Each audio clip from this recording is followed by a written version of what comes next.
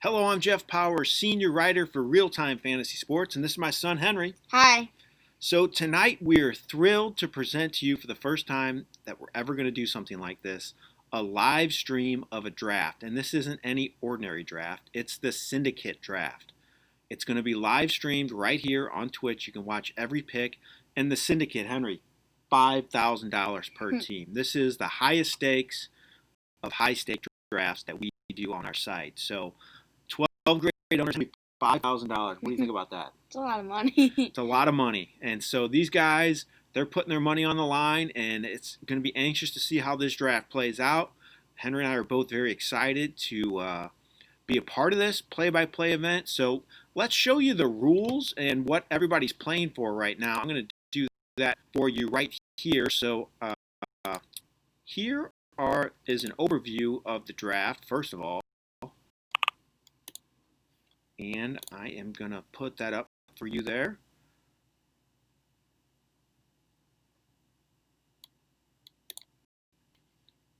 Here's the overview. I'm sorry. There's the overview of the Syndicate. So it's 12-team draft, $30,000 to the winner, $14,000 for second place, and a cool $10,000 for third place. And if you're ever interested in getting in this draft, you can do it. You can just contact our support, and we will set you up with doing this. We don't allow just anyone to sign up randomly for the Syndicate. It's kind of a big deal, so we make sure that we vet everybody and we get you in there. So if you want to sign up for the Syndicate, here's the overview. It's $30,000 to the winner, $14,000 for second place, and third place gets $30,000. Now here's the rules too. Let's go over the rules for everyone. Here are the rules. It's your standard PPR league, so points per reception. It is 18 players on the roster, 9 starters. You have 1 QB, 2 running back, 2 receiver, a tight end, a kicker, a defense, and a flex player. Not 2 flex in this one, not super flex either, Henry. It's kind of your standard league. So that's the setup of that. And now let's show you the draft order. Let's talk about the people in this draft. We can give you the draft board here, and we can show it to you. And I'm going to pull that up right now. So here is the draft board, and you can see I'll go over each player picking, so you'll get everybody's name and their team name as well. You can see it on your screen there. So first pick is Nicholas Joyce. Henry, who do you think he's going to take? McCaffrey. Henry sporting the McCaffrey jersey, the #1 overall pick. So I would be surprised if Nicholas doesn't do that. First place is the second team picking. His name's Brad Feinberg. Again, I apologize to all of those drafters out there if I mispronounce your name. It's not intentional. You know how it is, Henry. Yeah. Good thing I'm not making you pronounce them. You're not very good at all with names, are you? Oh, no. He's already giving me the cold shoulder. All right. Third pick is Robert Bassell. He has the third pick. Fourth pick is Edward Kozinski. Fifth pick is Luke O'Reilly. Sixth pick is Victor Resnick. Seventh pick is Jordan Ludwig. Eighth pick is Mikey B and Dr. Raw. Ninth pick is Octavio Ojeda. 10th pick is Thomas Potter. 11th pick is Ben Chiarelli, who I just interviewed, Henry, for one of my TFC draft reviews. He was great on there, Ben was, and he is in this Syndicate League, $5,000 per team, picking 11th overall. And then 12th pick is Andrew Hurwitz. So he has the 12th pick. That's the draft board for you. I'm probably going to keep the draft board up most of the time on here so everybody can see it and you can see the picks as they're made. So I'm probably going to leave that up there most of the time. Right now, I will just put back up the picture here and the name of the league so when people get in, they can see it. And there we go.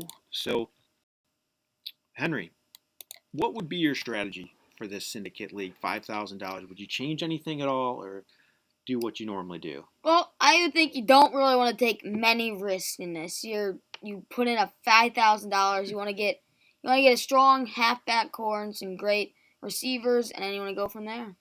Yep, that's probably a good strategy. I mean, it's not like a high-stakes contest with a lot of teams in it like our Fantasy Championship, which is a great one as well. But, I mean, in that one, you normally want to take a lot of risk. Try to get some players that to differentiate yourself from the rest of the people in the contest. It could be thousands of people, but this one's just 12. So like you said, might not take as many chances. Maybe go a little bit running back heavy as well. So that should be interesting to see the strategy these people do. Zero running back theory, which is don't take a running back with your first 5 picks. I don't know. Would you do that in this one? I don't know about that. Yeah, it's scary. It's no running backs, first 5 picks. I don't know if I could do it in a league with this big of a prize pool. It'd be very hard for me. And also, I want to tell everybody as you're watching this, feel free to send us questions. I'm more than happy to answer any of your fantasy questions if you have them. So if you have a question for me, if you have a question about a player, if you're picking in a certain spot and you want to know where to pick or what to do, go ahead. Go ahead and post a question in the chat, and I'll be happy to answer it. Henry will probably chime in as well, right? Yeah.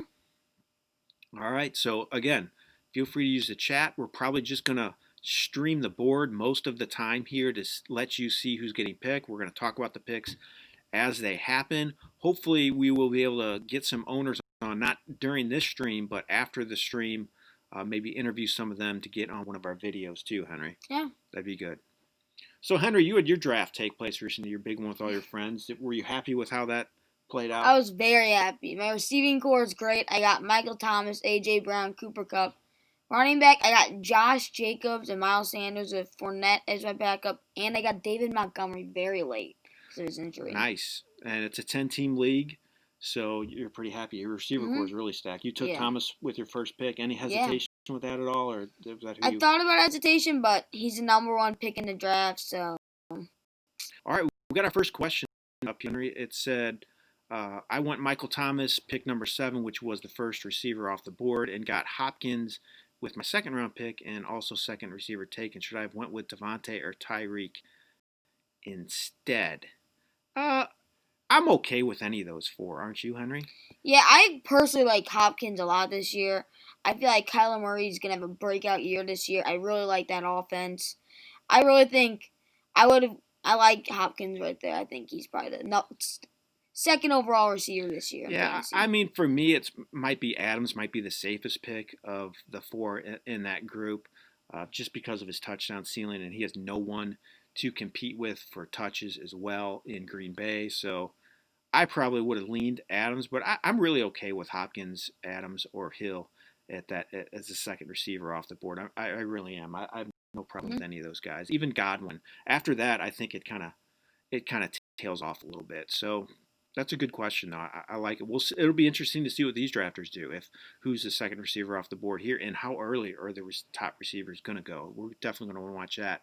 We're a minute 45 out or so from Nicholas Joyce getting a chance to kick off this Syndicate draft. Again, if you're just joining, I'm Jeff Paur, senior writer for RealTime Fantasy Sports. This is my son, Henry. We're going to do a live stream of the Syndicate draft, $5,000. This is the high-stakes draft, the highest of high-stake drafts on our site. A lot of great owners in this one as well, and it's going to be interesting to see how this plays out. I'm going to post the draft board up here in a minute here so we can see how the picks start happening, start going with Nicholas Joyce first. And then also, like I mentioned, if you have any questions, feel free to post them in the chat room. More than happy to answer it. Also, if you want to just comment on the draft too, if you're surprised by a pick or you like a pick, go ahead and post it in there. Let these drafters know. It's going to be a lot of fun. I'm looking forward to doing this. So let's go ahead and put the draft board back up there, Henry, as well. Well, let's put the ADP up here. This is the latest ADP. Always interesting to kind of see what's going on in the world and if people are going up or down. So that's the latest ADP. It's kind of hard for us to read from this far away, but as you can see, this might be how the first round plays out a lot for owners here. I wanted to show people that. And you can see the people too. It's a great tool going up or down too. Our ADP tells you, and you can sort by that too. So that's really cool. I really like that feature as well. So that's the ADP right now as we speak. Let's go ahead and put the draft board back up there, Henry, so everybody can see. We got countdown to when we're starting here in 9 seconds. Pretty exciting. Let's see what Nicholas Joyce does. It's going to be on an auto pick with Christian McCaffrey. Is that who he's going to go with? All right, here we go. Nicholas Joyce with the first pick. Oh, also it's a minute and a half per pick for the Syndicate draft too. So it should move along pretty quick. All right, we already see Henry Christian McCaffrey, Yeah. first player pick. Not a surprise. Now the second one. Do you go Barkley or Ezekiel Elliott? I personally like Barkley, and that's exactly what he did. I'd rather have Barkley in that position because in Dallas, they have a lot of mouths to feed in that offense. CeeDee's now there. They have Amari Cooper, Michael Gallup. That's a heavy offense they have there. Yeah. Okay, we got another question. How far is Ronald Jones dropping after Fournette's arrival? I've seen Fournette going in the fourth round. For me, I think that's good value to get it like that late because right now they say he's starting. I know that's kind of coach speak, so Yeah. I mean, you know that Fournette once he gets it, probably, but you know, right now he says Jones is the guy, and as we know, running backs flying off the board this year. Yeah. So I mean, Ronald Jones going in the 8th, 9th round, I think he's worth a pick for fantasy teams personally, especially early in the season. Could be worth using. So let's look at these next couple picks were made, Henry. So we had Clyde Edwards-Helaire goes 4th overall to Edward Kozinski. A little bit of surprise there. No Alvin Kamara, no Michael Thomas. That's who he went with, the rookie. And as I've mentioned before in this on my videos in the past, that a fantasy running back has been the top 5 in fantasy running back scoring for the past 5 years. So Edwards-Helaire set up to do that. And Edward Kozinski went ahead and took him with the 4th pick. Then we had Michael Thomas go to Luke O'Reilly, and Alvin Kamara goes to Victor Resnick. Henry, Alvin Kamara, does he worry you at all with what's going on there? He worries a little bit. I've heard there is talks about him that they're close and he's back at practice, but I still don't know. If he doesn't get a contract right season, I think he might hold out 1 or 2 games. I'm kind of scared about that, but I'm really not as worried about that as I'm worried about that epidural that he apparently got. That's a concern for me. I mean, that's a big time, issue to have an epidural in your back. So worries me a little bit. I'm concerned about that. I don't know what to do with him. I mean, he's definitely a high upside pick. He catches all those passes. He's phenomenal back. Had a down year last year, but he was really banged up. So, all right, Henry's second receiver. We talked about it, who it might be, and the first question we had was what receiver would you take second? And in this draft, it was Devontae Adams.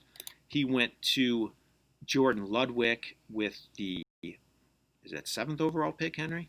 Yes. 7th overall pick. And then Derrick Henry went to Mikey B and Dr. Raw. Then Dalvin Cook to Octavio Ojeda. So that's, nothing really out of the ordinary here. I guess Adams, that's a little high. Yeah, I think that's a pretty high pick. I see him go more 11 to 12. Yeah. He probably does go in that range a lot, but you can see the reasoning. Like I mentioned, he's going to get a lot of touchdowns. He's really the guy in Green Bay, so not a big surprise, not a shock there. Then we see Joe Mixon go to Thomas Potter at 10, and then 11, Josh Jacobs, Ben Chiarelli. Like I mentioned, I had him on the video a couple days ago, actually. Yeah. He was a really good interview. So he goes Josh Jacobs, Joe Mixon. For you, Henry, who do you like? I feel like it's kind of similar, Mixon, Jacobs. Those guys are all getting drafted around the same spot. Who do you like more out of those two? Out of that, this year, I love Jacobs. Their offense got a little bit more power with Henry Ruggs now in that Raiders offense, so they have another weapon.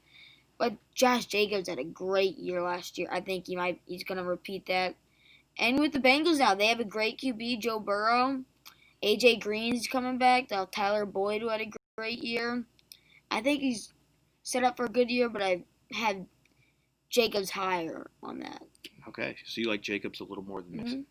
It's a close call. I'd probably go Mixon personally, but I actually have Jacobs on a couple of my teams, so it's a close call. Let's see who the last pick of the first round is. Andrew Hurwitz, so he gets to pick back-to-back. Kind of like this spot if you don't get one of the first 4 picks, don't you, Henry? I love that spot. Yeah. This year in my draft, I got the 6th pick. I still got Michael Thomas there, but... Yeah. He went 5 here, and so this pick going down to the wire. Let's see what Andrew does here. He took Austin Eckler. Not a big surprise. Again, low-end number 1 back. It's a lot of catches in that offense, and he's now the starting back as well with Melvin Gordon gone. So not a big surprise to see him go that high. See what he does with the second pick. Does he go running back, or does he get receiver, try to get Julio Jones or Tyreek Hill? Could be a close call. What would you – I mean, I personally in this spot, I like going running back more because receiver's deeper.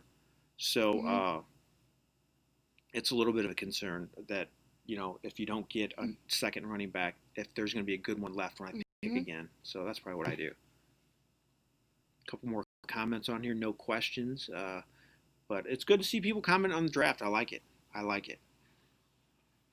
Still, Josh is going down to the wire again with this pick. Or Andrew Hurwitz is going down to the wire. Should be interesting to see what he does here. I guess maybe he's agonizing like I talked about, Henry. It's a tough call, this second running back, or go with a number one receiver. Lots of good ones out there. Let's see what he does. It's going to time out right now. Lamar Jackson. Wow. So he went totally off what we were going to say, and he took Lamar Jackson. Usually see Lamar Jackson goes more towards the end of the second round. I've seen him a lot go to the guy who picks first. I've seen that a lot, or even very early in the third round as well. But Lamar Jackson goes first pick in the second round. That's a gutsy pick. Andrew's going all in here on Lamar repeating, having a huge year.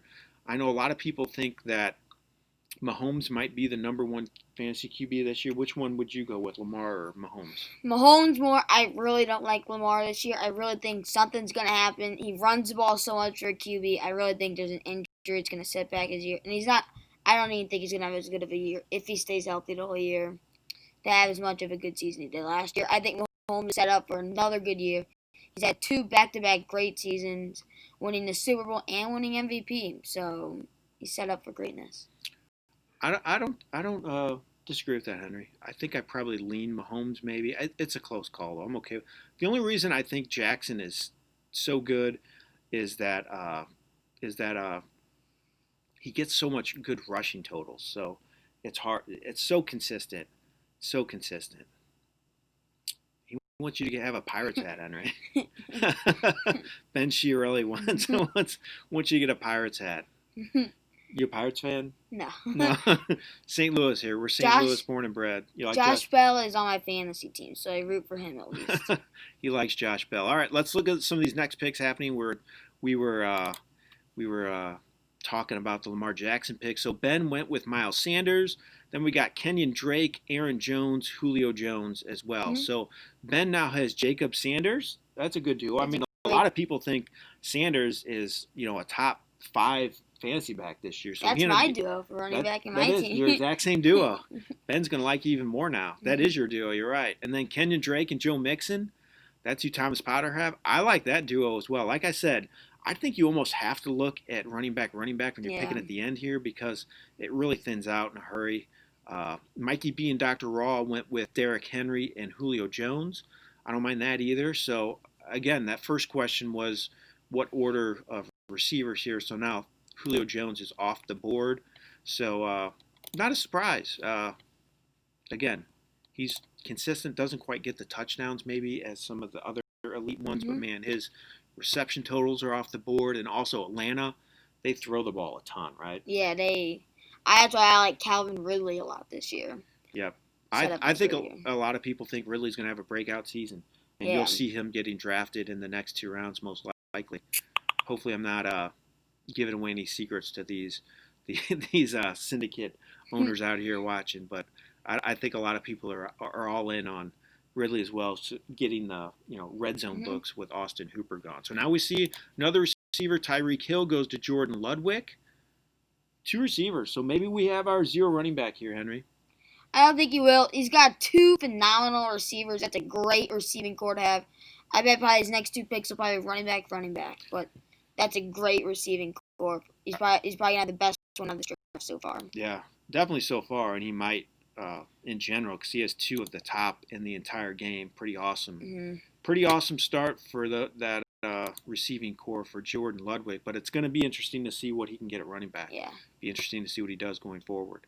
So now Victor Resnick's up, and he had Alvin Kamara with the first round. So I wonder what he'll do here because Kamara has a couple question marks. Maybe he'll look at a running back here just to be safe, or maybe he'll go for one of those top receivers. I don't know. It's going to be a close call. He's got 20 seconds left or so before he picks.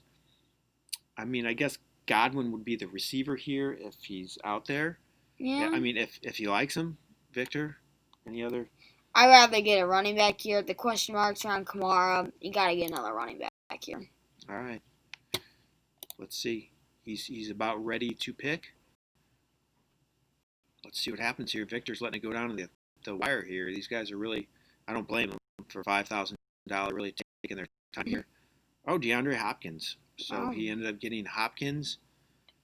Again, we thought he might go running back, but he went with the top receiver on the board. We were talking about Hopkins earlier. That was one of the questions someone had, and Hopkins definitely is an elite receiver. Moves to a new offense, new QB.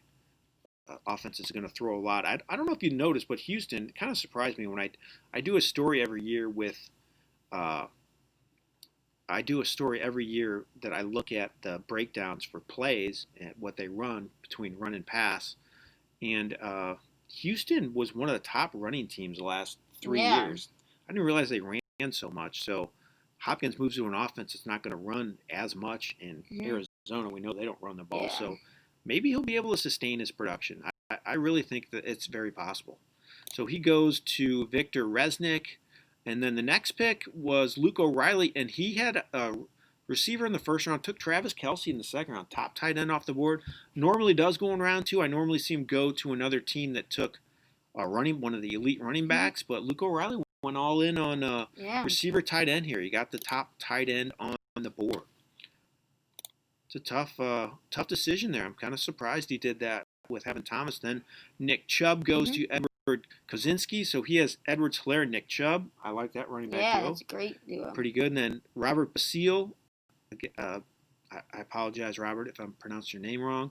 But he took George Kittle. So he had the elite running back, and then he went tight end in George Kittle. So interesting to see what he does next round. I would expect him to look at a top receiver, which will probably be out there, or another low-end number 2 back. So we got a question. How do you think Drake will be this year?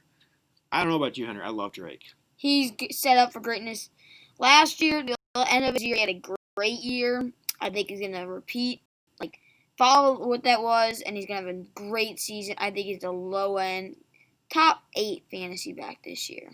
I agree. I am all in on Kenyon Drake this year. I think he's going to have a huge year. I know some people were saying, well, he had 2 really huge games with Arizona, which skewed his numbers, but I'm not buying it. Now he gets the chance to start from day one in an offense that is going to be very, very high-powered. He's going to be the lead back. He's going to be entrenched in the system for a whole year now, getting to learn the playbook. Yeah.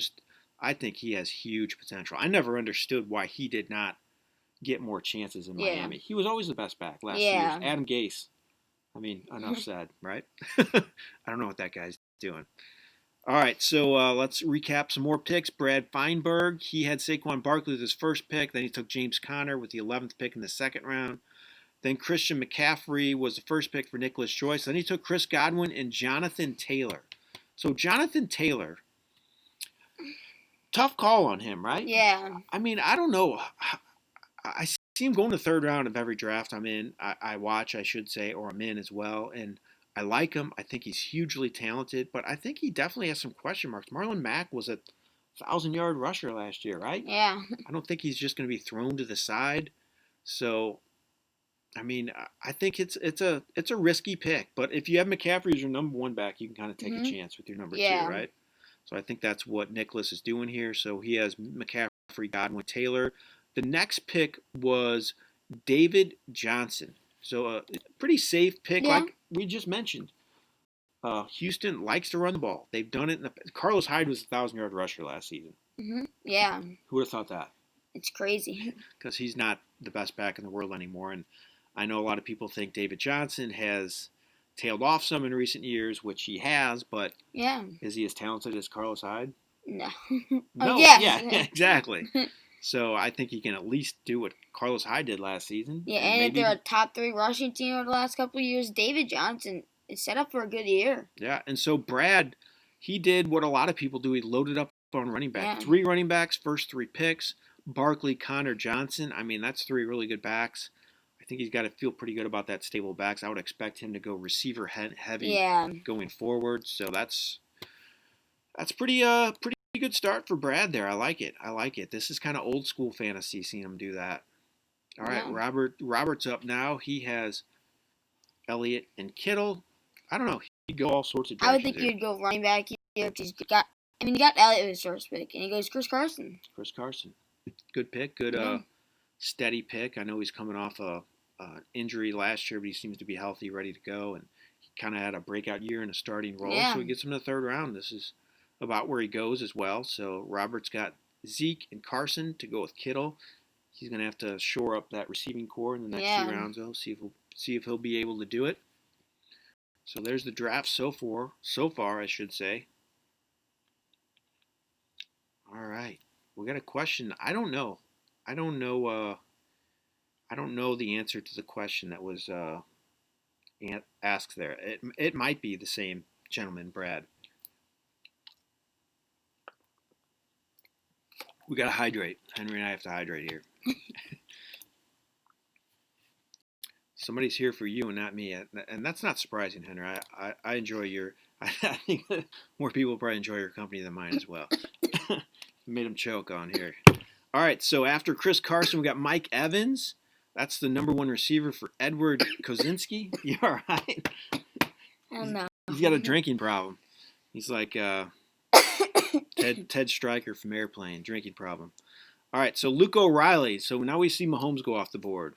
I mean, that's a great pick right there. You can get him middle of the 3rd round. That's great value for Mahomes. He has no running back, though, yet. There's no running back, but Michael Thomas, Kelsey, Mahomes.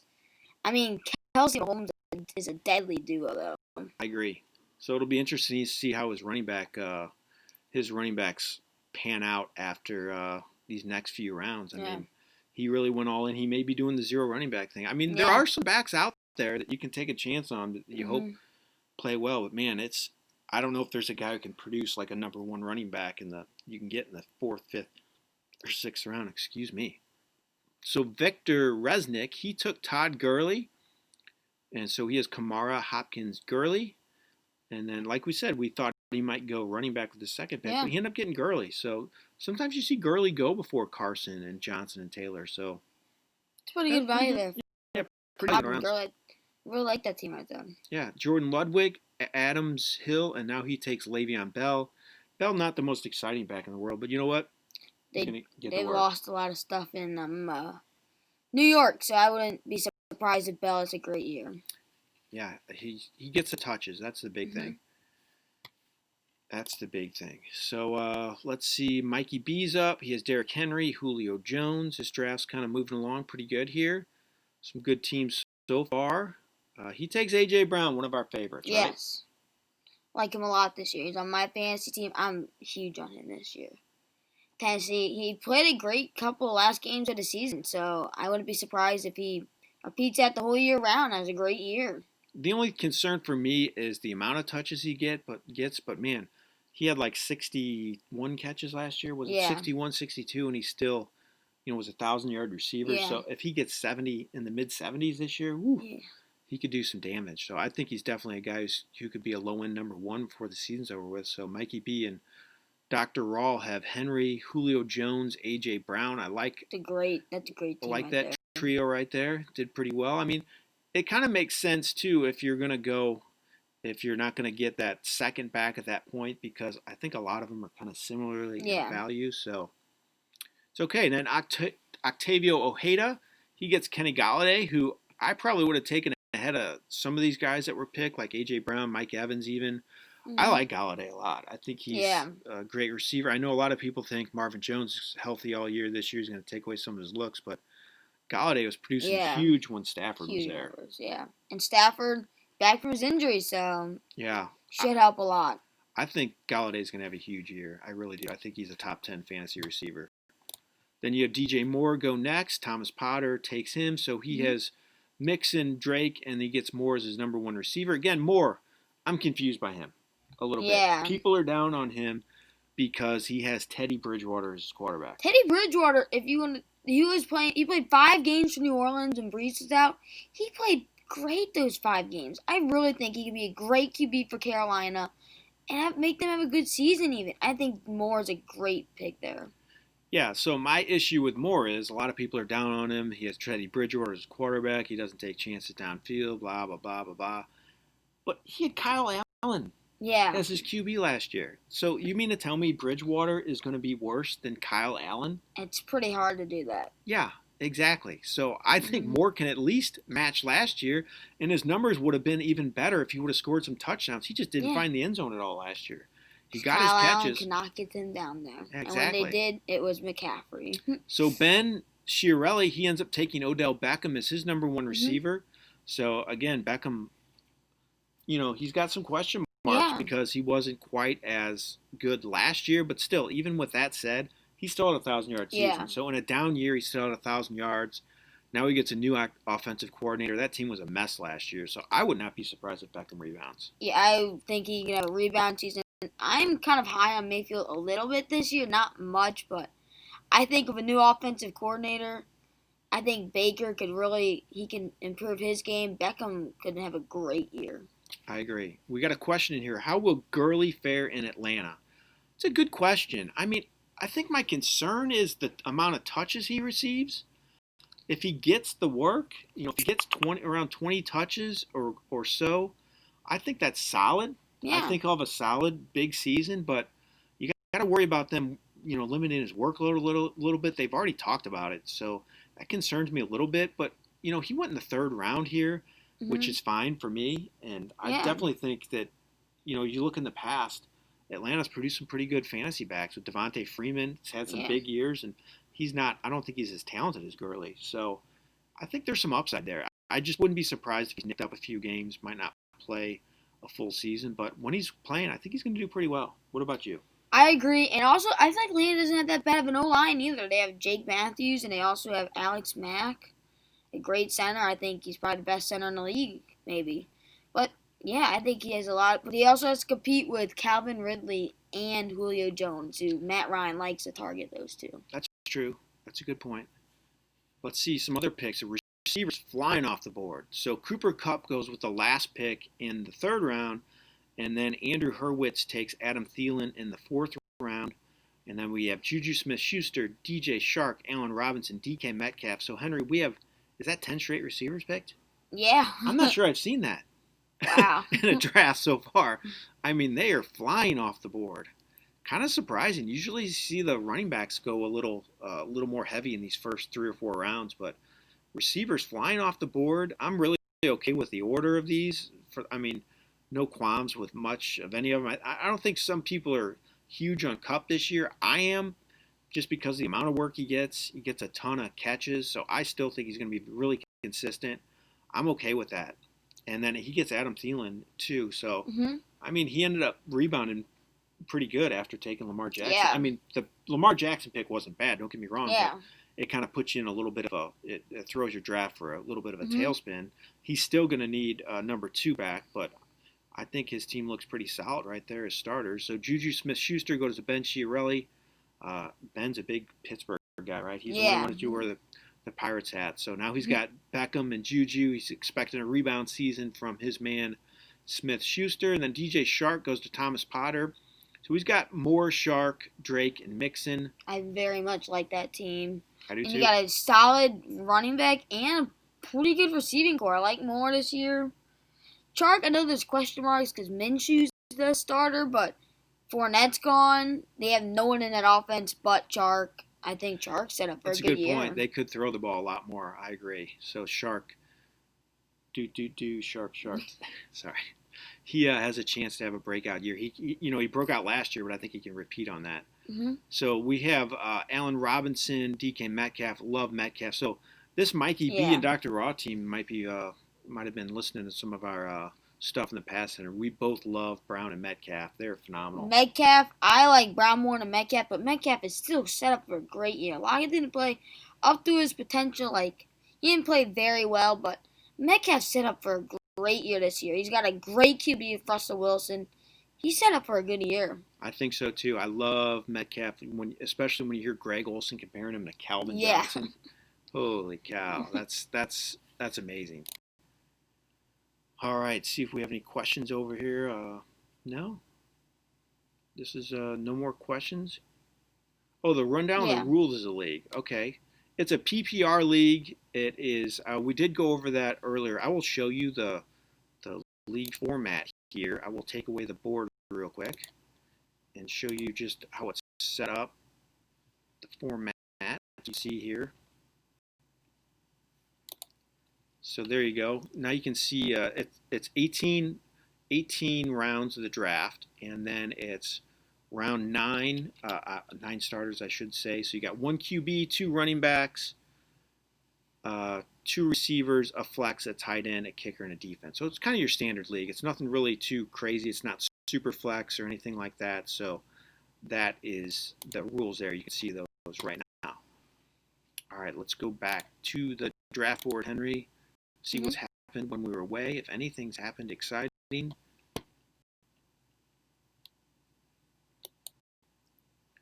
All right, I got another question though. Someone's asking, who do you say is the number 3 QB? That's a good question. Mm-hmm.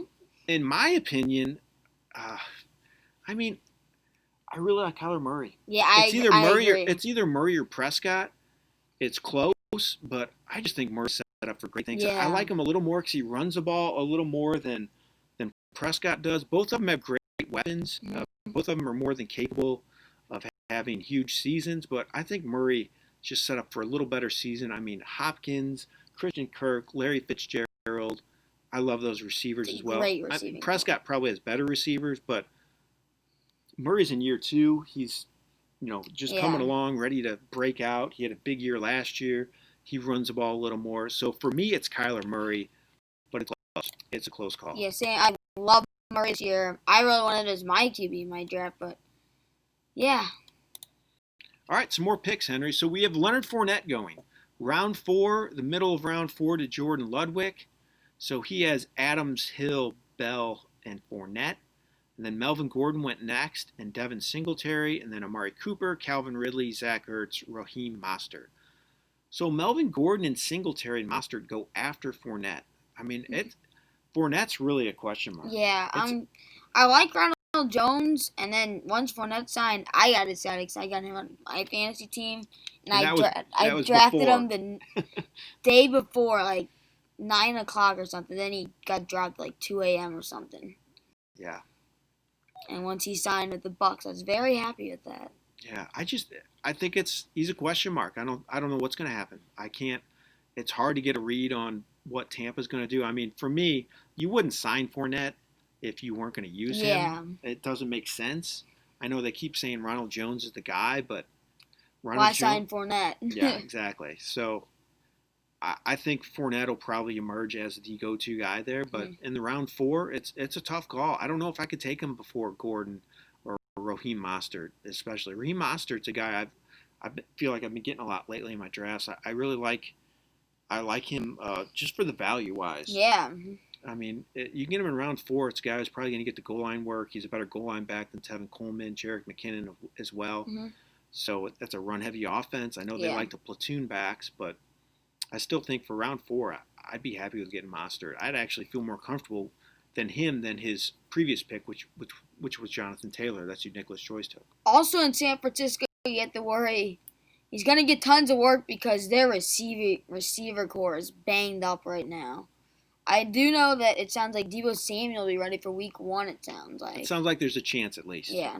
Yeah, so that's good. So Nicholas Joyce now, he has Christian McCaffrey, Jonathan Taylor, Raheem Mostert, and Kareem Hunt. So he has 4 running backs in his first 5 picks, and he has Godwin. So he's really going running back heavy. He has the most running backs out of any team right now. I know he was the first pick in the 5th round, but still, a lot of running backs on his roster. And then we have Zach Ertz go in with the second last pick in the 4th round to Brad. So his first non-running back was a tight end. And then he went Robert Woods with the next pick. That's his number 1 receiver. I do like Woods this year, especially with Brandon Cooks gone. Yeah.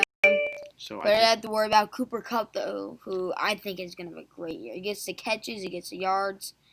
I mean, Woods will still have a great year, but they also talked about that rookie that they have that sounds like he's emerging pretty well. Yeah. Is it Van Jefferson? Isn't that his name? Yeah, something like that. Hard Knocks. What do you think about that? You been watching it with me? It's been fun. It's been fun. It's a good show. See, he hasn't watched the earlier ones. The earlier ones were better, in my opinion. This one's still good. It's still pretty good, but it's not as good as the other ones. I don't know what they're talking about changing the format up. It'll be interesting to see what they do, but I do like Hard Knocks. They should have done the Bucks this year, though. Yeah, the Bucks would have been entertaining.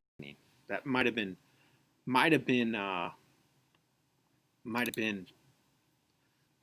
You know, they might have decided too soon. I should say. Brady probably told him no. Brady, your favorite player in the NFL, Tom Brady. Henry does not like Tom Brady. We have a comment in here. Too many people hate on Woods. Could be a top 12 receiver. I can see that. Yeah. I agree. I think he's definitely has the potential to do that. I don't disagree. I think even top 10 maybe. Definitely has the upside to do it. It just proves to me though there's a lot of good receivers this year, right? It's very deep this year. It is. So that's why it kind of makes sense for me to maybe do what Brad did with the second pick and take 3 running backs to start and then take a chance on Ertz and then get Woods. I'm guessing he goes really receiver heavy with his next several picks. Mm-hmm. So wouldn't be a surprise. So now Mark Ingram goes in round 5. Mark Ingram, J.K. Dobbins is there now, but it's a run-heavy team, so he gets him as his third back. So he's got Hilaire, Chubb, Ingram, Evans, and Cooper. Yeah. Pretty good team. Then Cam Akers goes to Luke O'Reilly. So we got another rookie running back off the board. Cam Akers likely to start. Yeah. In Los Angeles. I like him this year. He's set up for a great year, and also I pulled him in a pack earlier today. So he has his rookie card now. Yeah. Even better. Yeah, we got some football cards. Hey, we had to go to the card shop. We still collecting cards. Always exciting. Got Joe Burrow rookie also. Joe Burrow rookie too. Where do you think he'll go in this draft? Do you think he'll get drafted? I don't know. I know my draft was pretty weird. I don't think he even got drafted, but someone took Tua. But they are a Miami fan. Yeah. Yep. So someone didn't like your hating on Brady, Henry. Sorry, buddy. Henry does not like Brady. I hate him. I'm not going to talk about what have happened in the last couple of weeks with Brady. He can't reveal what happened in his draft. He's in shame. He's in shame. Spoiled it. I think everybody knows what happened. But that's good. That's when you're a good fantasy player, when you can draft people you don't like, right? I still got Daniel Jones to back up. It's a good move. So we got Cam Akers go, and then Cortland Sutton, Devontae Parker, Mark Andrews. Cortland Sutton going really late here. I know, again, some people aren't huge on Sutton, but I love his potential. I know Jerry Jeudy's there now, but man, Sutton's a beast. He's big, I really like receiver. that offense. If Drew Lock can perform, who I am high on this year, not just because I like Mizzou, but yeah, I mean, if he can perform, I mean, he has Jeudy, he has Fant, he has Melvin Gordon, Sutton. He has a great offense. Philip Lindsay. Bunch of young talent. Alberto, another Mizzou guy. Yeah. I'm not going to try to pronounce his last name, but he's a very talented tight end.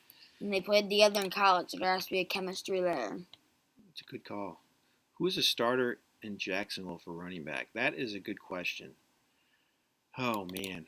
I mean, I guess Raquel Armstead, when he gets back off of the COVID list, I think it makes the most sense.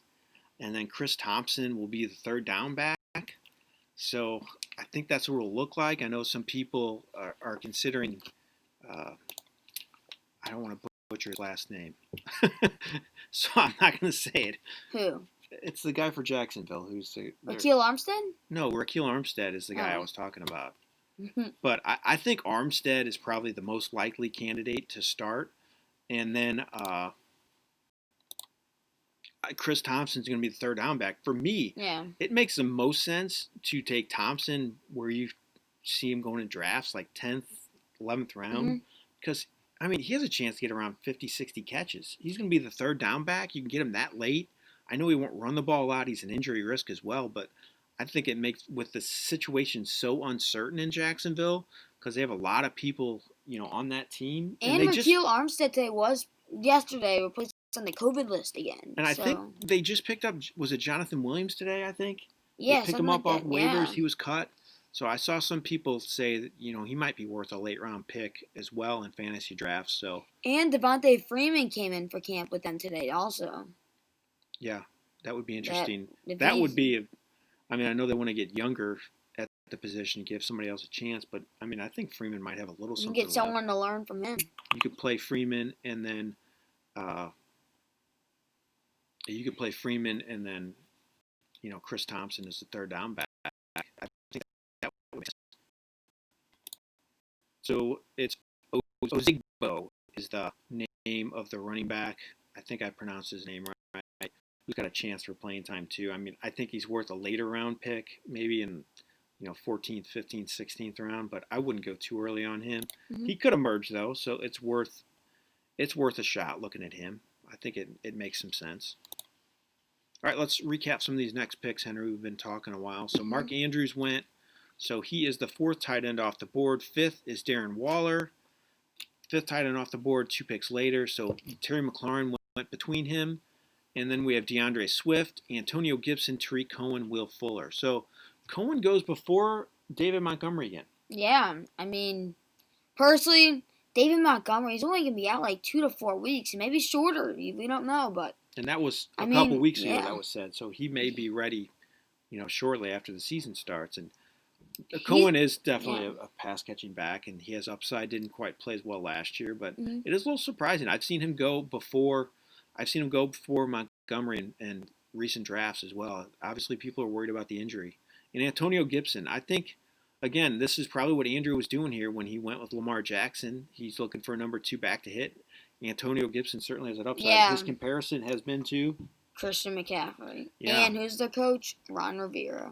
Yep, Riverboat Ron. So he can maybe transform into a McCaffrey type player, and then my only concern is that Gibson didn't have the carries in college like McCaffrey showed. He could be a workhorse back in college. Gibson was more of a pass catcher most of the time, but I mean, if he ends up catching a ton of passes like a Kamara did his rookie year, he could have a lot of fantasy value. So that's obviously what Andrew's doing with this strategy here. It's interesting to see if it'll work out for him. I kind of like what he did there. I like his team so far. He's got Lamar at QB, which is a great QB, and you have Eckler and Gibson. If Gibson, he performs, I mean, those are some 2 strong halfbacks. And then you have Cohen, who isn't bad. I don't know if I would start him at your flex, but I would maybe get a receiver. Did Will Fuller go yet?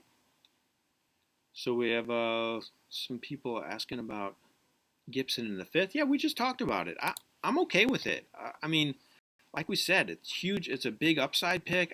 I probably would be more comfortable in the 6th round for him, but with Peterson gone, I'm feeling a lot better about it. When Peterson was around, he was still going in this 6th round range, and I didn't want any part of Gibson with Peterson around. But now that Peterson's gone, I feel better about him because it's just him and Bryce Love for the most part.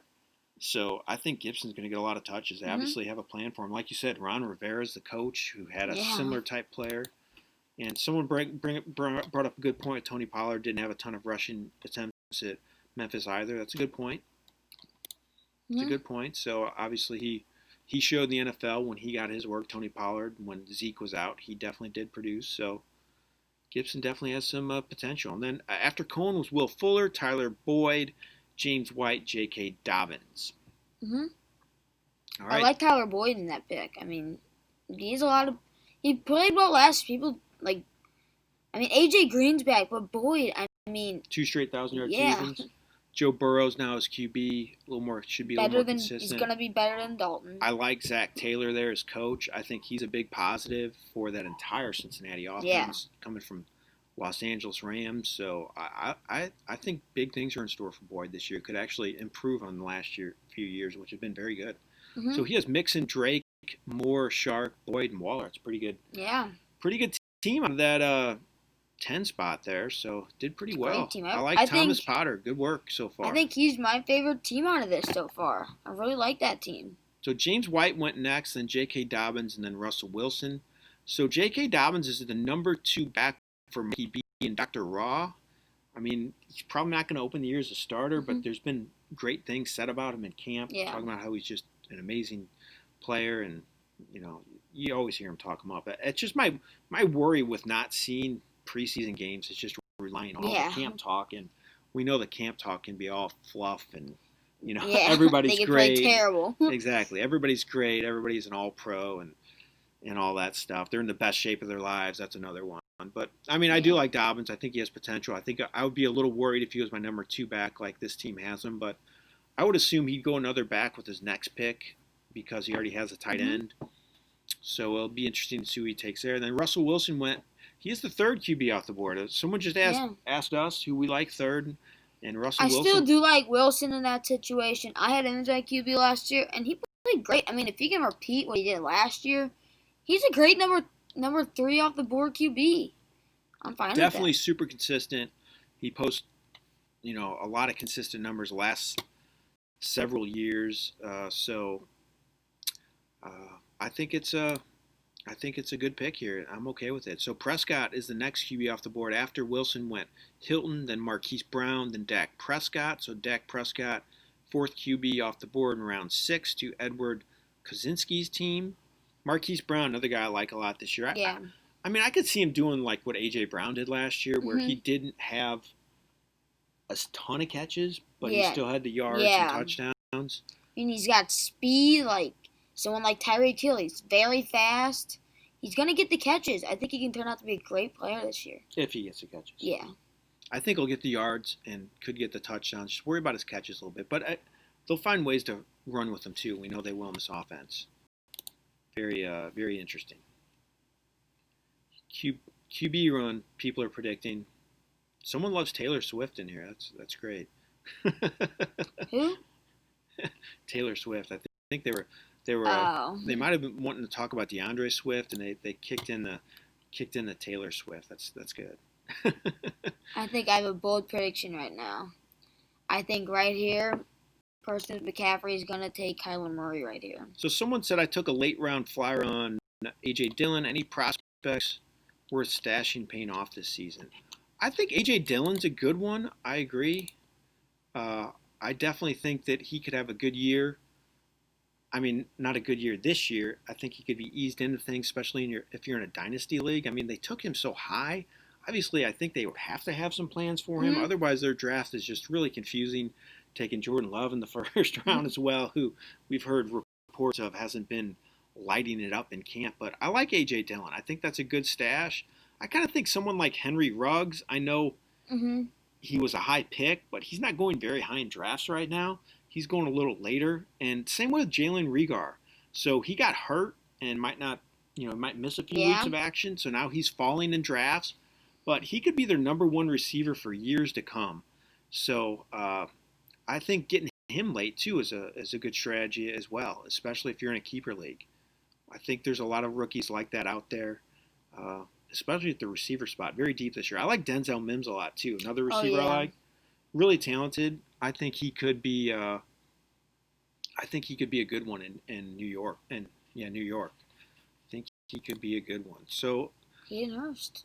So we have Tyler Lockett, Michael Gallup, Hayden Hurst go after Dak Prescott. Hayden Hurst, that's really high. 1, 2, 3, 6th round. 6th. Is that the 6th tight end pick, though? Before Eric Ebron. And not Eric Ebron. I forgot the guy in New York. Ingram. Ingram. You're close. It was another E. It was another alliteration one. Yeah. E. You're close. That HH, Hayden Hurst, it's the same way. He's my tight end. He's your tight end. Yeah, 6th round. That's the earliest. Definitely the earliest I've seen him go. Again, though, when you're in leagues like this, if you want to win and you got a guy you want, I'm all for it. If you don't have to follow the ADP, again, I've said this numerous times. ADP is a guide. It is not the ranking system. Yeah. So if there's players you like and you want to get them, you're probably going to have to go maybe a round or 2 sooner than what the ADP is. So it's okay to do that. Obviously, Nicholas Joyce really liked Hayden Hurst. So he now has Hayden Hurst, Stephon Diggs. Stephon Diggs is his number 2 receiver with Godwin. Hurst is his tight end. So kind of an interesting setup for his team. Yeah. A lot of times you see that first team take Kittle or Kelsey or Jackson or Mahomes. That's what I've seen a lot. So he did not go that route. He kind of went running back heavy. I do like his running backs. I think he did well with getting Mostert in the 4th round. Yeah. Because that Jonathan Taylor pick, I don't know. in the third round, I think is a little scary. So I think getting Mostert in the fourth round was a good move for him. Yeah, good point in the draft. Straight chalk never wins. I totally agree. You can't just go by ADP. It's not going to win you any leagues. You got to find the diamonds in the rough. You got to do your work in the middle rounds as well, like rounds 9, 10, 11, 12. Find those guys who you can get a little later, uh, and find those guys you can get a little later that could end up being superstars. So I like that.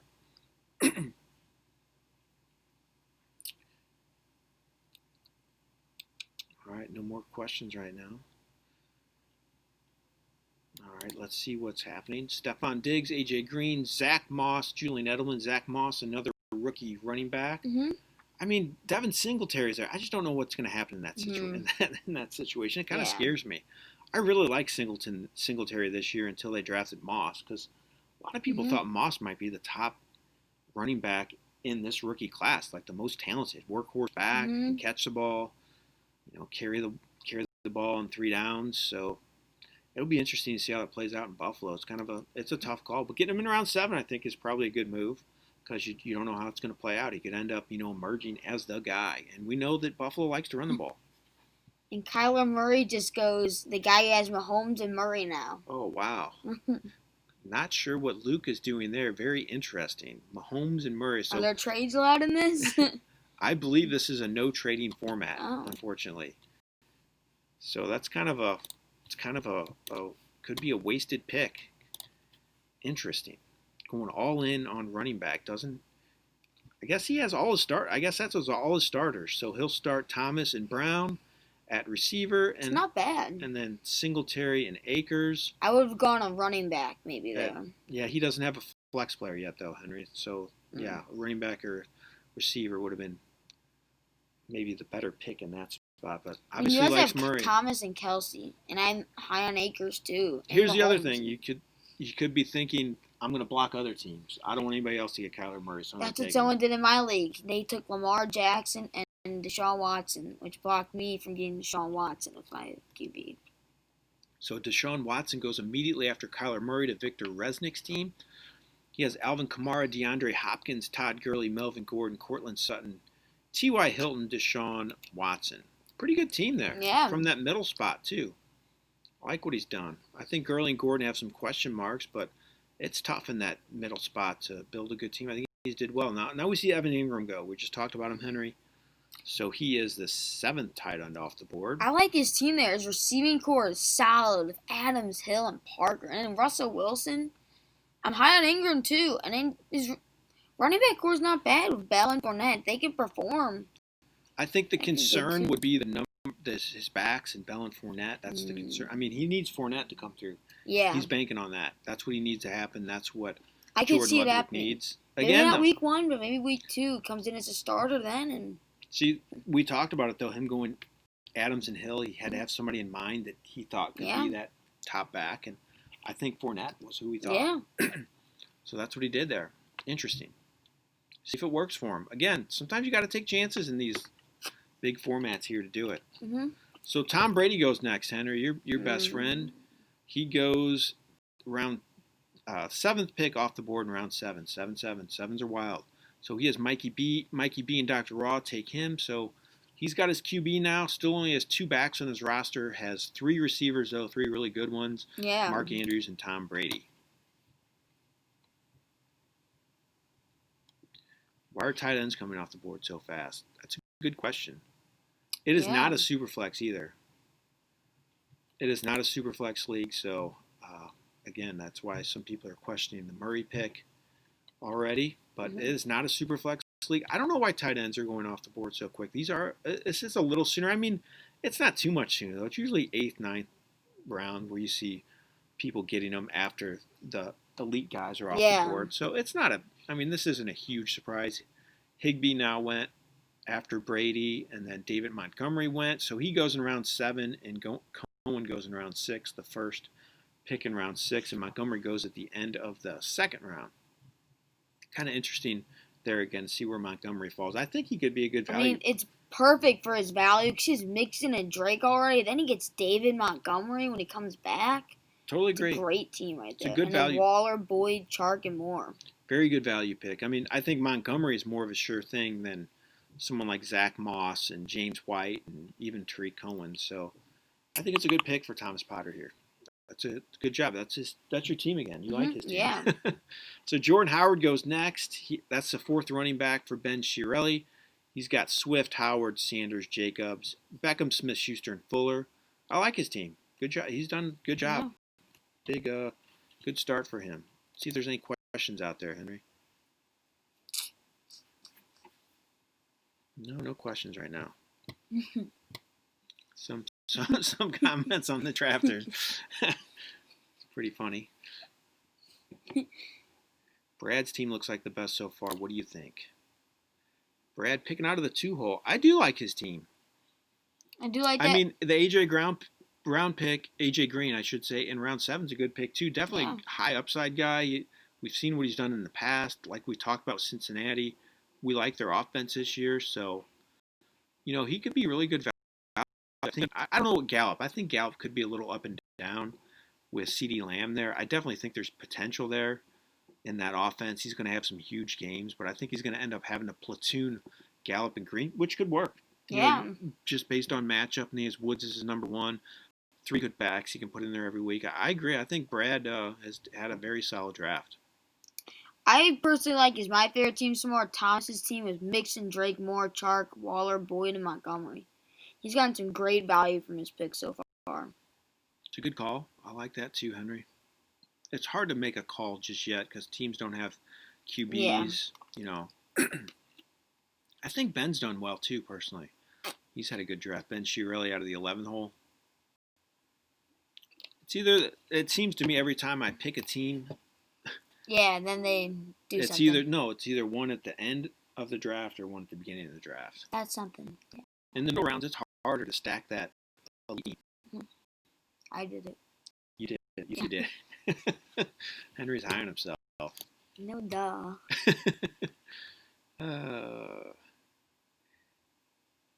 Someone likes Octavio. Team 1? No, Octavio was picking kind of towards the back. He had the 9th pick. Yeah, he's done well too. Oh, that's not a bad team. That is a good team. Cook and Jones is a really great duo. Yeah, that's a good team right there. Good he receivers. gets Debo in the 8th. He might start week 1 too. Yeah. I mean, he can perform like he did last year. Debo, that's great value for Samuel right there. Terry McLaurin set up for a breakout year. I agree. This is a very strong team too. Very strong team. How do you feel about Team 12 after the early QB? I mean, I think he's done well. He's gonna need Antonio Gibson to be the guy in Washington and have a good year. That's what it's going to depend. That's what's going to need to happen for him. He's going to need him to end up being, a legit number 2 back. He has capable of doing it, but he's going to need that to happen. He's got 2 pretty good receivers in Kupp and Thielen. Both those guys have the potential to be around that low end number 1 value. And then Landry is a good value, a good depth pick. Christian Kirk too, and Lamar Jackson's his starter at quarterback. I mean, that's big. I think he's done pretty well. I like Eckler too. I know some people aren't huge on him, but man, he just catches so many passes. I know he probably won't catch as many since Taylor's there, Tyrod Taylor, because instead of dumping it off, he might end up running because he's not Phillip Rivers, so Rivers can't run. So I could see Eckler seeing a dip in production for catches, but I still think he's going to get a lot of catches.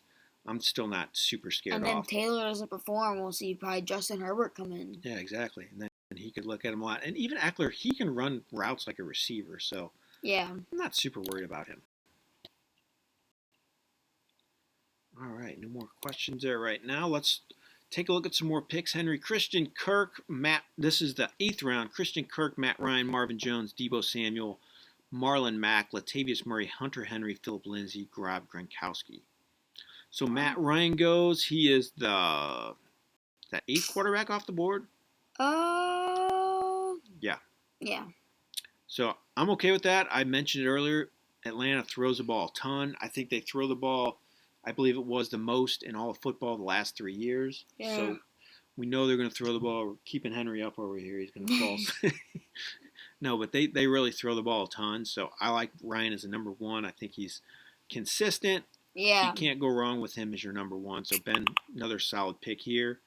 Marvin Jones, and then Deebo Samuel, Marlon Mack, Latavius Murray, Hunter Henry, Philip Lindsay, Rob Gronkowski. I like Marvin Jones too. This Thomas, he's done his homework. I think he's had a solid draft because Marvin Jones, again, I still think Galladay is going to have a huge year, but Jones, he's fallen in drafts because of last year. Yeah. He gets his catches in this offense. Yeah. They don't have anything after Galladay and Jones for the most part. Yeah. Hawkinson, I'm not sure he's going to have that breakout year. So. And they also have DeAndre Swift this year, who I like him a lot this year. Yeah, Swift. But we had no preseason games to see what's going to happen there, though. Very true. Is it going to be Kerryon Johnson, DeAndre Swift? I think we'll see Johnson from day one, but after that, we're going to see Swift probably most. Yeah, Johnson can't stay on the field. That's been his issue, we all know, and that's why they took Swift. Swift's definitely, more of that workhorse back mentality. And another situation just like that, Marlon Mack went after Deebo Samuel. Again, who's going to open up the season as starter there? Mack, 1,000-yard rusher last year. I think the good news is, for both those backs, I think they're going to run a lot in Indy. That offensive line is really good. Yeah. Really, really good. Maybe the best in football right now. Agree. I think Philip Rivers will enjoy having that O-line there. After last year, he was running around. He can't run either. He can't run, and he was forced passes last year when he was pressured, so I think he's going to enjoy being in Indy. I don't know if he'll be a great fantasy quarterback, but both those backs have a chance to be pretty good. And Mack going in round 8. Then you have Latavius Murray, Hunter Henry, Philip Lindsay, Rob Gronkowski, Deontay Johnson, Brandon Cooks, Ronald Jones, Alexander Madison. So we talked about Jones a little bit, Henry. I said that 8th, 9th round range, 10th round range. That's good value for him. Yeah. Personally, yeah. He goes right where I thought he would go, probably, for the most part. So I'm okay with that. With so many backs off the board, he might open the season as a starter. I think the Jordan Ludwig team might have been better served getting Jones instead of Latavius Murray. But, I mean, again, Kamara's got some injury questions, so I could see why you went Murray there. Maybe Jordan was hoping that Jones would make it back to him in this round 9. So Gronk goes. We didn't talk about him at all, Henry. He is the ninth tight end off the board. Yeah. What do you think? I do not like him this year, personally. He was off 2 years, basically doing a bunch of partying and stuff because he retired. Now he's back on the field. So. Yeah. I think he'll be okay, but I wouldn't expect him to be the Gronk of old. I actually don't want to talk. I don't know if all these drafters are watching, but I like O.J. Howard for the value better. You can get him super late. They're still talking about him being a big part of that offense. He's really talented. New England in the past used 2 tight ends when they had Aaron Hernandez out there. Aaron Hernandez, who went off the deep end, but he was a Pro Bowl player when he was on his game. So there's definitely the possibility that Gronk and O.J. Howard could be like those two. Yeah. And you can get O.J. Howard in the 16th, 17th round of your draft. Yeah. So I think he's worth it. So for me, I'd rather have that value than taking Gronk in the 8th round. All right, Deontay Johnson, a lot of people's favorite breakout candidate, favorite breakout candidate. He goes to Robert Basile. So he now has Calvin Ridley, Keenan Allen, Tyler Lockett, Deontay Johnson. That's a pretty good receiver core. We talked about Ridley having a breakout year. He has a chance. He has a chance to have these receivers do pretty good for him, even though he waited on the position. So again, this is why we say waiting on the receiver position isn't the worst thing in the world. He did that. He still has 4 pretty good ones. Johnson, Lockett, Allen, and Ridley. Pretty receiving core. What does he start 2 or 3? Start 2, but plus. Yeah. So you could start with Ridley and Allen, and then you could start Lockett or Johnson at the flex. And he has Carson and Elliott as his. Now he's got Carson Wentz as QB. It's a solid QB. I mean, I know a lot of people don't love him, but is he ready for week 1? Yeah, he'll be ready. A lot of people are, Carson Wentz is always hurt, blah, blah, blah. But when he's healthy, he's played well. Last year, though, he had nobody to throw to, and he still was a productive fantasy quarterback. They got Jalen Reagor when he comes back. Yeah, I know they have some injuries, and they're beat up a little bit now, but they're still going to throw the ball a lot. So I'm okay with Wentz as a low-end number one, and especially with how deep the QB position is, you get another one. So Robert probably end up getting another really good one in another couple rounds, and he can platoon Wentz in that guy. So it's okay. So we had Chase Edmonds, Alexander Madison, some handcuffs flying off the board here. Edward Kozinski takes a chance on Raquel Armstead going in the 9th round. I actually have seen him go a little sooner in recent drafts, but I guess his COVID issue now has dropped him a little bit. But it's good value for him because he also has Hilaire, Chubb, and Ingram already as his halfback. Yeah, when you're just filling your bench out, you can get a guy that can possibly be the number one. I mean, why not? Yeah, might as well. Might as well. They don't know about Devontae Freeman if they'll pick him up, but I really think Raquel might going to be the number one.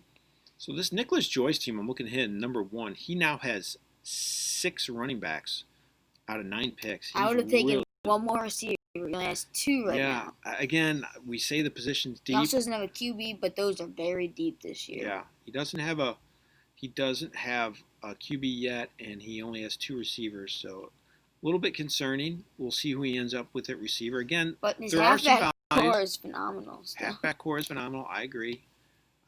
Thoughts on Raquel? Somebody said. I don't know. I don't know what to think. I just haven't seen him enough. He had like 30 carries last year. He did catch the ball okay. Mm-hmm. I just, again, like I said, I think if I'm taking a Jacksonville back, I'd rather take Chris Thompson. Yeah. I just think he makes the most sense because he's going to catch the ball.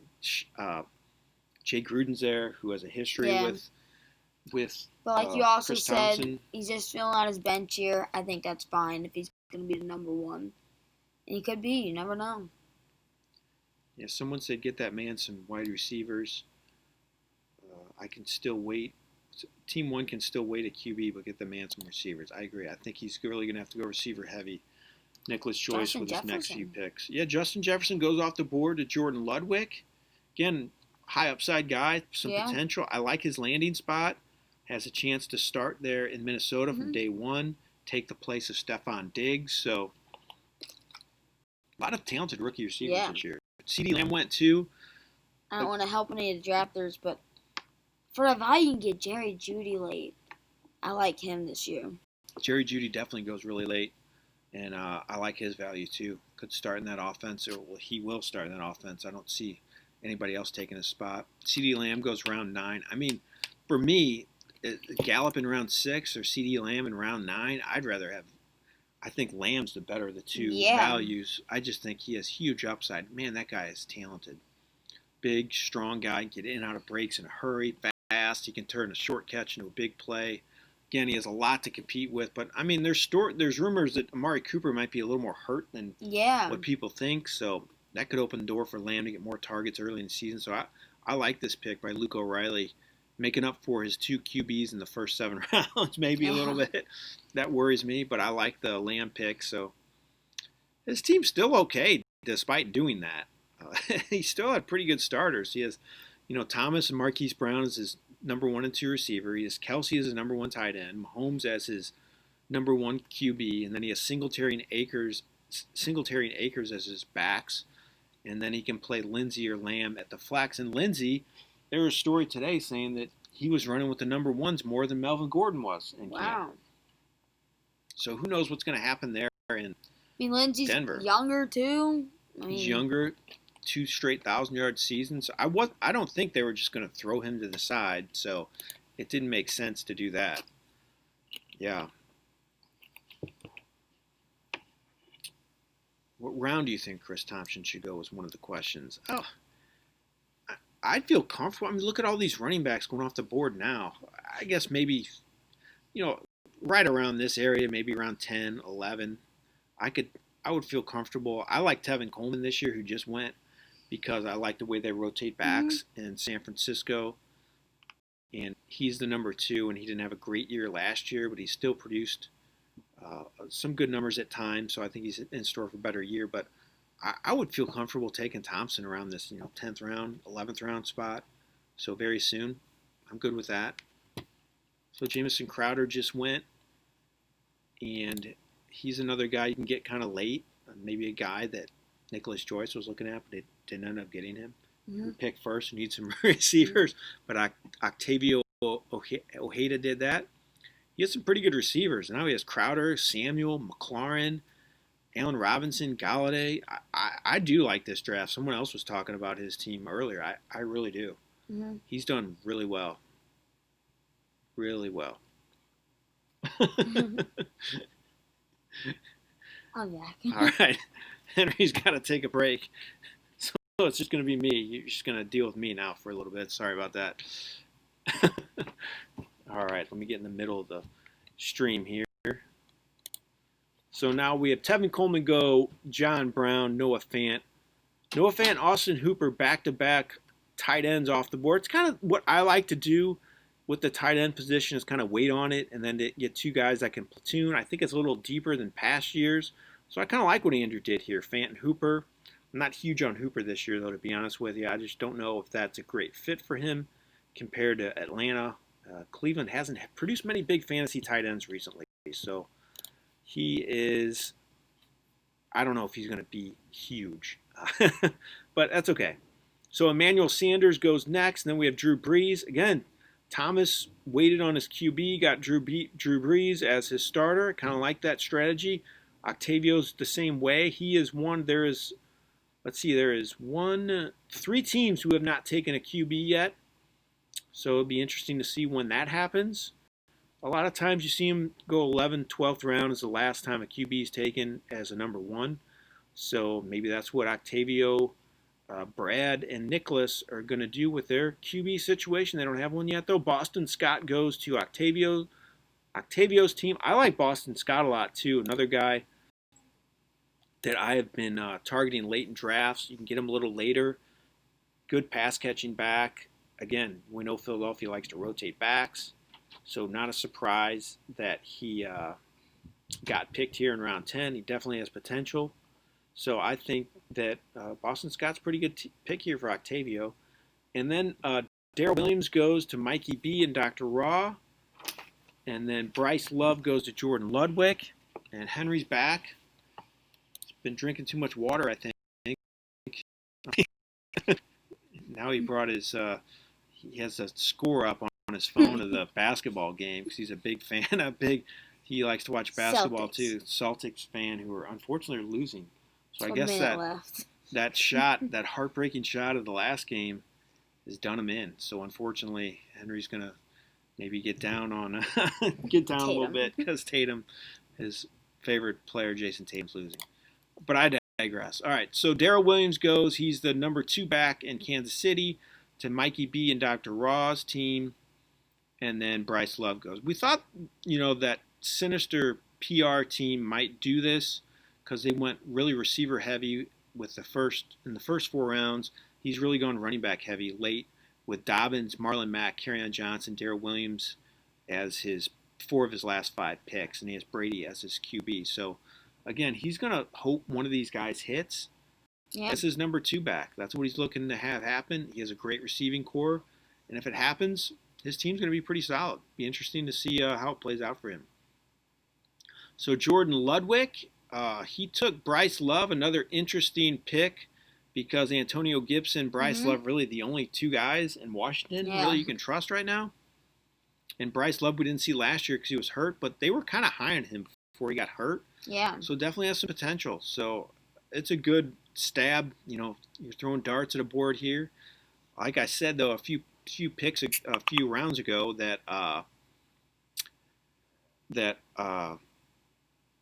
you need to hit some of these mid-round picks. So I think it makes sense to take some chances on guys that aren't a huge factor right now that could be later in the season. They don't always have to play right away. So Sony Michel goes. He's going really late now because of his injury issue. He goes in round 10 to Luke O'Reilly. He waited for, the running back position a little bit, did not take one until the 4th round, so he waited there. And then we have Josh Allen go. So he goes kind of later. Usually he's in the top 10. What is he, the 11th off the board here? Yeah, but still, it's very close to the top 10. That's good value for him right there. He already has Dak Prescott also. Yeah, he takes two quarterbacks. So there's 2 teams who have taken 2 quarterbacks before 3 teams have taken 1. We have two teams right here that do not have QBs yet, so we wouldn't be surprised to see them take one here. Octavio does not have a QB yet either. So there's 3 teams total. Yeah. That is crazy. Matthew Stafford goes. So Matthew Stafford goes. So I've not seen teams take 2 QBs this early in a draft, maybe all year. So kind of interesting to see it playing out like this, and it could impact some of these other teams who are weighted on the QB position. So Matthew Stafford goes to Brad. Moore. I like Brad's team a lot. I think he's done well. You know, his good receiver position, and then his running backs are really good. Now he has Matthew Stafford, who is a good low end number 1 QB. I think he's going to have a good year. And I again, that's why I kind of wait on the QB position. Then Anthony Miller goes next. Apparently he's having just a phenomenal camp. That's the story. He's tearing it up. He has not done it to date. So Nicholas waited kind of on that receiver position. We kind of talked about him. Somebody else says get that guy some receivers in the chat. So he did that. And then he took Preston Williams. So he has 4 receivers on his team now. Went Miller, Williams. Maybe these are targeted as his. Yeah. Maybe this was a strategy all along. I mean, if those 2 turn out, I mean, that's a pretty deadly team right there. Godwin, Diggs, McCaffrey, Mostert. If Jonathan Taylor can even show up, I mean. Yeah, he still has potential, this team, despite him waiting on it. I mean, it's just going to depend what Miller and Williams do. So that's what's going to have to happen for Nicholas Joyce to have that big year. He's going to need one. Those later guys he picks Miller rounds come through. Then we have Sterling Shepard go, Tony Pollard, Chris Thompson. We talked about someone asked me what round I feel comfortable taking him. I said 10 or 11. So he goes in around 11 here. Good with that. I think it's a good pick for Edwards' team. Then Darius Slayton goes. I like that pick. Yeah. That's a good value right there. I agree. I like Slayton a lot this year. I think he's set up for a breakout year. This is a team that's kind of weighted on the wide receiver position too. He's one of the ones who took the QBs really early. So now he has CeeDee Lamb and Darius Slayton. So he's kind of making up for that, taking 2 QBs early. He also has Marquise Brown and Michael Thomas. Yeah, I don't mind. I'm worried about his running back. I don't know if he has a true number 1 because Singletary's got some question marks with Zach Moss. Akers, though. Akers is pretty good. Interesting to see it play out like this.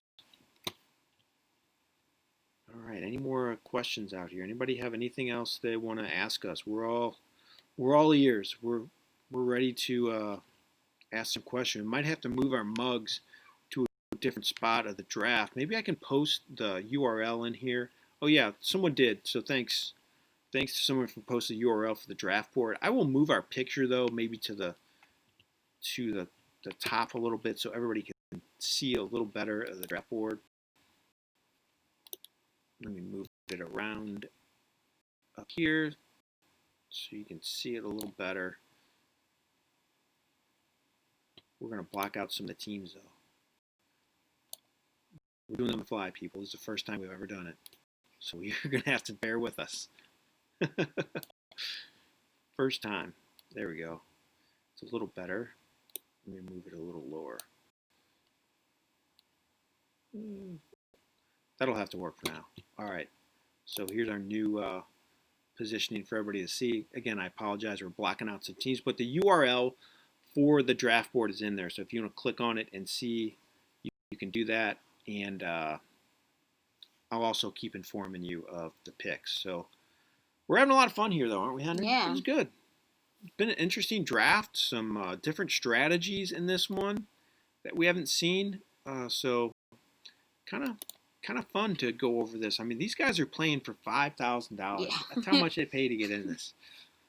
That's a lot of money. $30,000. Yeah, that's called putting up, not shutting up, right? Sure. I don't know if that's how that statement goes. I love the value here. It's either put up. It's either put up or shut up. That's what I should say. And these guys are putting up. They're putting their money on the line, and they're going for it. So you got to give them credit, and it's a lot of money. And these guys are they're showing well in this draft, though. I think they made a lot of good picks. And Octavio, really, he did well. He took Daniel Jones in, another one of our favorites, right? I got him as a backup behind Brady. I mean, if Brady doesn't perform, which I think he won't, so Daniel Jones will probably be my starter. So with Daniel Jones, though, I think it was the second half of the season. He was like, I don't remember the exact stat. It was like fifth in fantasy QB scoring the last half of the season, or the last fourth of the season, something like that. But he was one of the top producers. So Octavio Waits gets him as his starting QB. Now he's got, Dalvin Cook, Aaron Jones, Galladay, Allen Robinson, Terry McLaurin. Those are his likely starters. And he has Higbee as a starter at tight end and Daniel Jones as QB. Good team. Good team. Really solid team. I like what he's done. Good work, Octavio. I think he's done well. So we got some more tight ends going off the board. Like someone else said earlier, they point out in the chat, tight ends are really going quick in this draft. So Jonnu Smith goes after Slayton, then Dallas Goedert, Jerry Jeudy, Daniel Jones, Jared Cook, Duke Johnson, Justin Jackson. Then Cam Newton goes as a second QB. So now we have another team take a second QB before. There's just one team now. The first team does not have a QB just yet, Nicholas Joyce. He does not have one. But tight ends go a little quicker in this one. Yeah. We have 3 teams with 2 tight ends. Not every team has a tight end either. Ben Chiarelli does not have a tight end, and he is the only one. Let's see who he's holding out for. I got an idea. I'm not going to say it, though. There's a couple guys that I still like. And didn't you already say it earlier? I don't think O.J. Howard. That is one guy I do like. I did say that earlier. There's another guy out there I like. I'm not gonna talk about it just yet. Let's see. Do you need 2 tight ends, or can you get by with a stream on a backup tight end? I think that you can definitely get by streaming tight ends this year. I mean, I would take 2 in most every format I'm in. If I'm in a best ball format, I take 3 for sure. But in normal standard league like this, I'm taking 2 tight ends, and I'm most likely streaming them because I'm not going to go early and get Kelsey or Kittle. For the most part, I'm not sure I have any shares of them this year in any league. But I like the idea of waiting and getting. I love Ingram this year too. Another guy I like. Even I probably wouldn't stream him because you can just plug him in there. But this summer Victor has Hunter Henry and Jonnu Smith. I like that. Yeah. You can stream those guys. I'm not sure Hunter Henry is going to be a legit number 1, so I'm okay with that. I think it's a good strategy of streaming tight ends. All right, thoughts on drafting from the 8th hole, best available? So the 8th spot in the draft, yeah. I mean, best. I'm probably looking at a running back there personally, unless Michael Thomas falls to me. But in that 8th spot in this draft, Derrick Henry went, but you can get Henry, Dalvin Cook, Joe Mixon, even Kamara's fall a little bit. Unless Thomas falls to me, I'm probably going running back, and I'm probably getting another running back on the way back, and then getting a receiver in the 3rd round. That's normally how I would play it, because you look how these teams stacked. I mean, that Thomas Potter team, he has Mixon and Drake. I would love to have that combo. Yeah. And I think that plays out pretty well usually when you do that. So I would probably look running back from the 8th spot in that 1st round, trying to get someone like Derrick Henry or Joe Mixon or even Josh Jacobs. I'm fine with taking their Miles Sanders too. That's my duo. And with my duo, I got those 2 in the 2nd and 3rd round because I got Thomas at number 6 or something. And that's a great duo. I mean, yeah, I agree. But you get someone like those 2, Cook and Aaron Jones even. It's a good duo. Yep, I agree.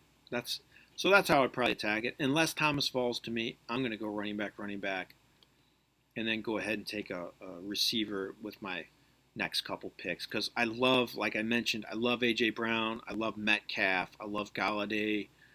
These are all guys you can get in that spot. Even Mike Evans, I think, is a decent number 1. But I'd probably take Galladay. Cause this owner who drafted from the 8th spot took Henry, and he took Jones. Like I said, I probably would have went running back. But then he took A.J. Brown before Galladay. I probably would have taken Galladay. And then on the way back, look at the options you have there. You could take Allen Robinson, DK Metcalf. So, I mean, I think that makes the most sense to me is to go running back out of the 8th spot and then receiver. Mm-hmm. I don't know what the deal is with the quarterbacks. They are flying off the board. Like I said, I don't know if these teams now are trying to mess up the Nicholas Joyce team. Maybe that's it. Yeah. Because he doesn't have a QB yet. So who's he gonna get at this rate? that's a good question. Baker Mayfield? Mm. Well, I mean, we have 1, 2, 3, 4, 5, 6, 7 teams have 2 QBs, and we're in round 12. Wow. That's a lot of QBs going this quick. I don't think I've ever seen it. Phillip Rivers? I don't know. I don't know who you want to QB at this rate. Someone said they just drew the 12th spot in a 12-team league. You can see what this drafter did. I like that spot personally, and again, I would look at going running back. I'm not sure I could take Jackson with the second pick. I can see why someone might do it because of last year, and definitely he can be a monster. But I like the strategy of looking at, Jacob, Sanders, Mixon, Drake, any of those guys with that pick if they're available. I would feel great. Right here, he's got to take a QB here. He does. I wish I should have had the draft board for me to look at here, but I did not open that to see who's available. It'll be interesting to see. Henry Ruggs. He did not take a quarterback. He has back-to-back picks, though. You know what? I can see. You know what I've seen some people doing? A lot of people like Gardner Minshew for some reason. No. Because I guess he's going to throw a lot, which no one took him in the first round of this one. You get that case of beer. Joe Burrow. That's Nicholas Joyce's ace in the hole. Joe Burrow. I mean, I have faith in him, but if he can't perform, that's risky. It's risky. Definitely risky. So he took Joe Burrow. That's his QB. That's who he's going with as his number 1 QB. Again, though, what did I say? 7 teams had 2? Yeah. Nuts. Maybe he's probably going to take another one of his next pick, too. Probably. Now we have our first defense. So Brad Feinberg takes Steelers defense. That's most people's number 1 defense. Yeah. And Brad's team, he's pretty solid. I like what he's done so far. I think he's had a good draft. So now he has number 1 fantasy defense. Minka Fitzpatrick, TJ Watt. Good defense. They have a good defense. I agree. I'm still intrigued by this Nicholas Joyce team. He has Joe Burrow as his number 1 QB. I made predictions. I think Minka Fitzpatrick will be Defensive Player of the Year this year. Henry's making predictions on Steelers defense. Is the D still in here? He loves the Steelers. Actually, Ben likes him too, so maybe he likes what you're saying there. All right, let's click back at this board, Henry, see what's going on. Robert Basile's up. Wouldn't be surprised to maybe take another QB here because you got Wentz. You might have some injury concerns. Very true. Take someone like maybe even Baker Mayfield here. Baker Mayfield could go in this spot. And so now the tight end I said I didn't want to mention, he was taken. I didn't say anything. All those, I like us turned. So I got Chris Herndon as his number 2 tight end. I really like that. Really like that pick. He takes you. You can get Herndon late, and he got him to pair with Higbee. So I like that. What do you take? Did you take a QB? Ben Shirelli said Pirates had on the way.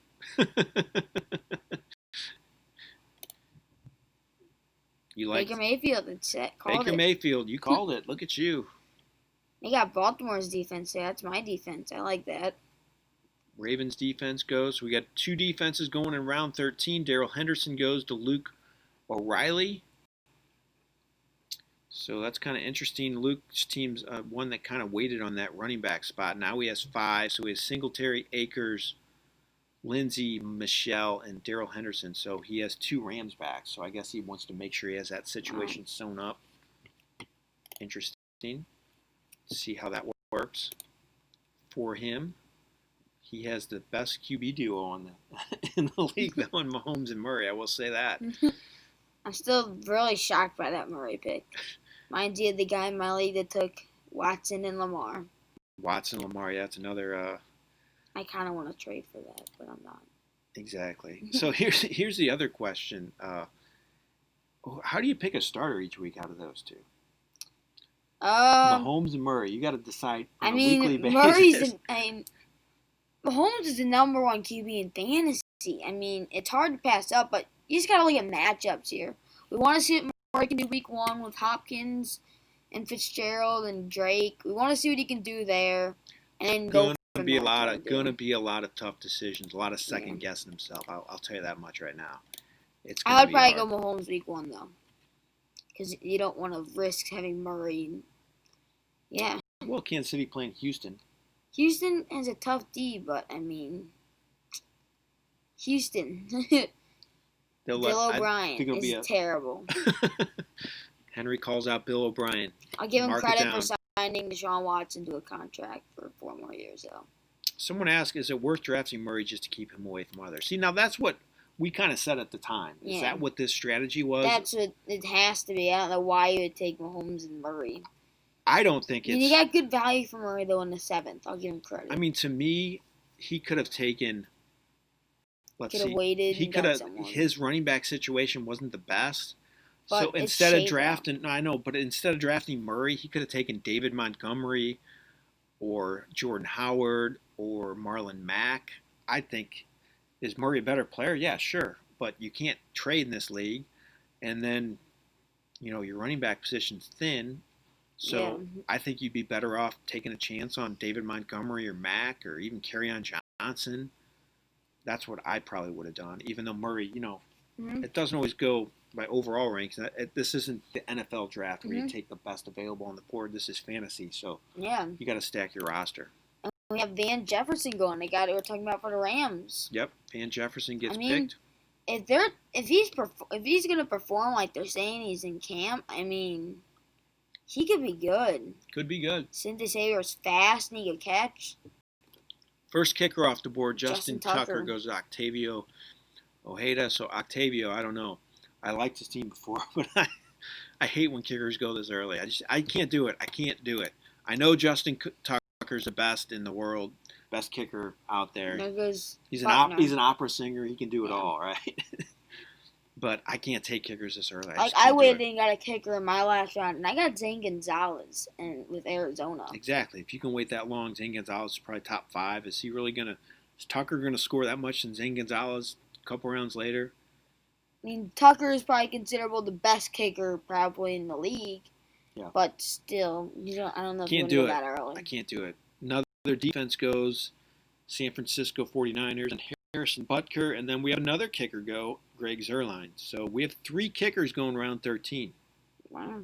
These guys aren't messing around with the kicker spot. They're going to go ahead and take it. They want the sure things. They want the elite guys. Will Lutz now. Another one goes, Will Lutz. We got a kicker run. It's official. Yeah. We have a kicker run. So Ben Chiarelli, he took Jack Doyle. So we were wondering what he's going to do at tight end. I like that pick. He's another guy I like. I mean, Phillip Rivers. Phillip Rivers likes a tight end. What's his history? Antonio Gates, huge time, big time production. Henry? He loves looking at tight end, mainly because I don't think Phillip Rivers can throw the ball more than 30 yards at this stage of his career. So I think it makes sense for Jack Doyle A.J. Dillon to be picked here. A.J. Dillon, too. It's a good speculative pick. If something happens to Aaron Jones, I do see the Packers having some sort of role for Dillon as well. They took him so high in the draft. I would expect him to get some work. Like they had Jamal Williams, and they found room for him to do stuff. So I wouldn't be surprised if Dillon gets a role in that offense. Someone said you got to take your kickers, Jeff. You were wrong there. I'm sorry. I just can't do it. Can't do it, Ben. I know some people like the kickers. I just still can't do it. There's just too many every year that I see aren't even drafted and end up top 5. So I just don't know if the difference is that much. I mean, I guess in this league where the roster's a little deeper, 18 rounds, I could make it. It makes sense to go a little earlier, but especially with them going off the board a little bit now. Once it gets watered down, though, I definitely wouldn't take any. After the first 3 or 4, it kind of worries me. After that, I think a lot of them are really, really similar. So I would just wait at this point, probably. We're on a big kicker around here. We got Buckner, we have Tucker, Buckner, Zuerlein, Lutz, and Koo. Yep. Big one. 5. 5 of the 12 teams now have kickers. So Ben takes Jack Doyle, and then we have Lutz, A.J. Dillon, Brashard Perriman, Koo. Perriman, another good upside pick this late in the draft. Again, you need guys like this to hit. He has a chance, too. He could be the number 1 target for the Jets, who might have a better offense this year. I know Adam Gase is a mess. Personally, I think he's a mess as a coach. I don't think he does a very good job. But somebody's got to catch passes in New York. And Sam Darnold, I don't think he's too bad of a QB. He showed some flashes He last had year. no one at receiver. Yeah, he had nobody last year, and he's still. I mean, he has. Oh, what's that guy's name? He had Robbie Anderson, Denzel Mims. Yeah. I like him, and now he has Herndon. I like him. Mm-hmm. And Le'Veon Bell can catch the ball too. So, the Jets could be a little better this year. They're actually were they 7-9 last year? I think. Yeah, something kind of surprised me. I also want to talk about team number 1 with the Capra. They're really taking some risks on rookies over here with Ruggs, Burrow, and Taylor. He is rookie heavy. Everybody loves rookies. Everybody loves rookies. I like the Ruggs pick though because he's gonna start. I mean, they have no receivers, and we're at Las Vegas now. The Raiders. Yeah. I don't know who they have there. Really. Last year they didn't have anybody, yeah. But this year they kind of revamped. They're okay, but isn't Renfro hurt or something? Mike Williams is done for the. Tyrell Williams. Tyrell Williams is done for the year. He's done for the year. Yeah, they have Ruggs though. Ruggs and Renfro. Renfro's going to catch up. Waller definitely going to be a big part of that offense. And oh shoot, what's the other rookie I like a lot? I can't think of his name right now. I can't think of it. I was high on him though. I think he's going to have a good. He's from South Carolina. Oh man, if anybody knows, hit me up on the stream. It's like Robinson or something very ordinary. I hate to say it, but I think he's got a chance to play a role now with injuries happening. Mm-hmm. We had Jalen Reagor going in the 4th. Jalen Reagor goes. That's pretty good value for him. Yeah, I mean, for injury. Oh, here, Brian Edwards. This guy who just picked him. So he was from South Carolina. So sorry, I should have said his name. I should have known that. Yeah, Brian Edwards went in round 12 to the team that just took Jalen Reagor. So he took 2 rookie receivers with his last 3 picks. Interesting. It's good, interesting draft. Again, we only have 4 rounds left after this, Henry. Moving along pretty quick for a high-stake one like this. Again, $5,000. It's called the Syndicate. If you want to get in this next year, you're watching, email support@rtsports.com for a chance to sign up. Again, we just don't let you sign up for this. We kind of, vet the people doing this and make sure they really want to do it. And but if you want a chance to do this next year, $5,000, we're going to live stream again. This is a lot of fun. We've had a lot of people in the chat. This has been good. We may do this again before the season starts too. So look, Nicholas Joyce is going all. I said Gardner Minshew could be his ace in the hole, and he picked him. So he just took 3 straight QBs. Burrow. I don't like Garoppolo personally. Garoppolo, Minshew. Yep. Of Garoppolo, I mean, what's the receiving goal right now? It's not the best. I mean, he's still produced some last year. They're hurt. I know right now everyone's hurt at receiver. Debo might not even be ready. If Debo's not ready, isn't Ayuk there? Ayuk is there. He's kind of banged up too. Yeah, everyone Kittle is.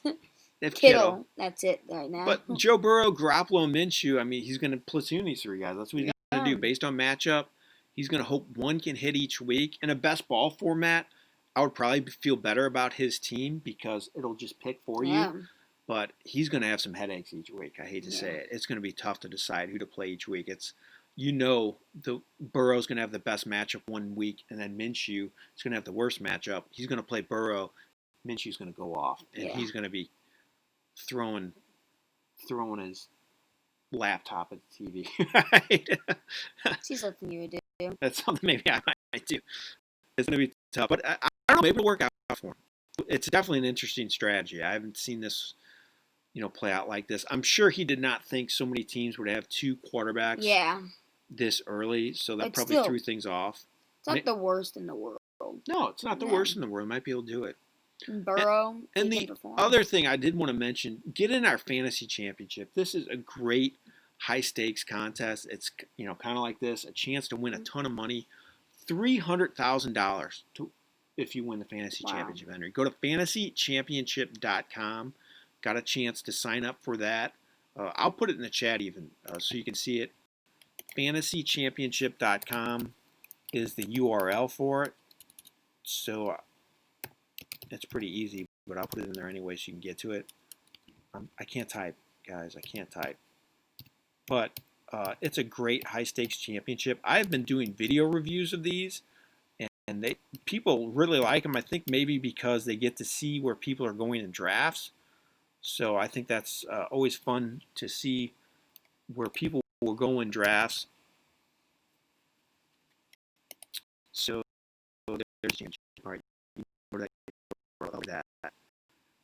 All right, how early should I take a kicker?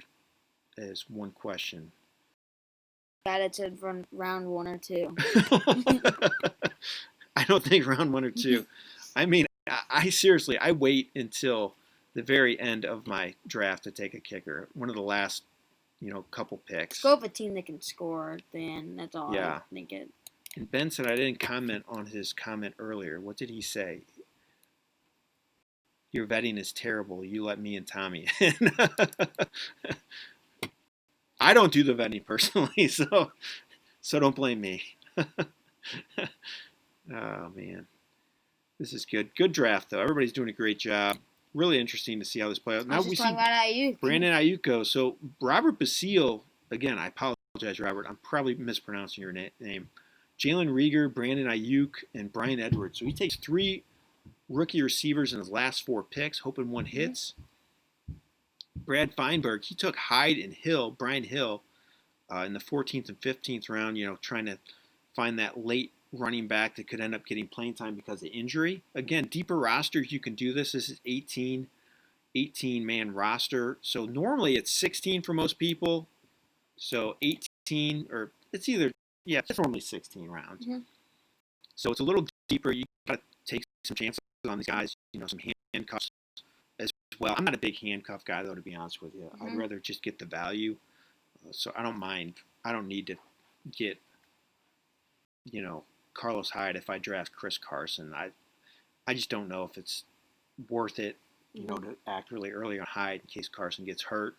But, I can see it. That's, I see Josh Kelly go too. Another kicker goes to Robbie Gould. Gold.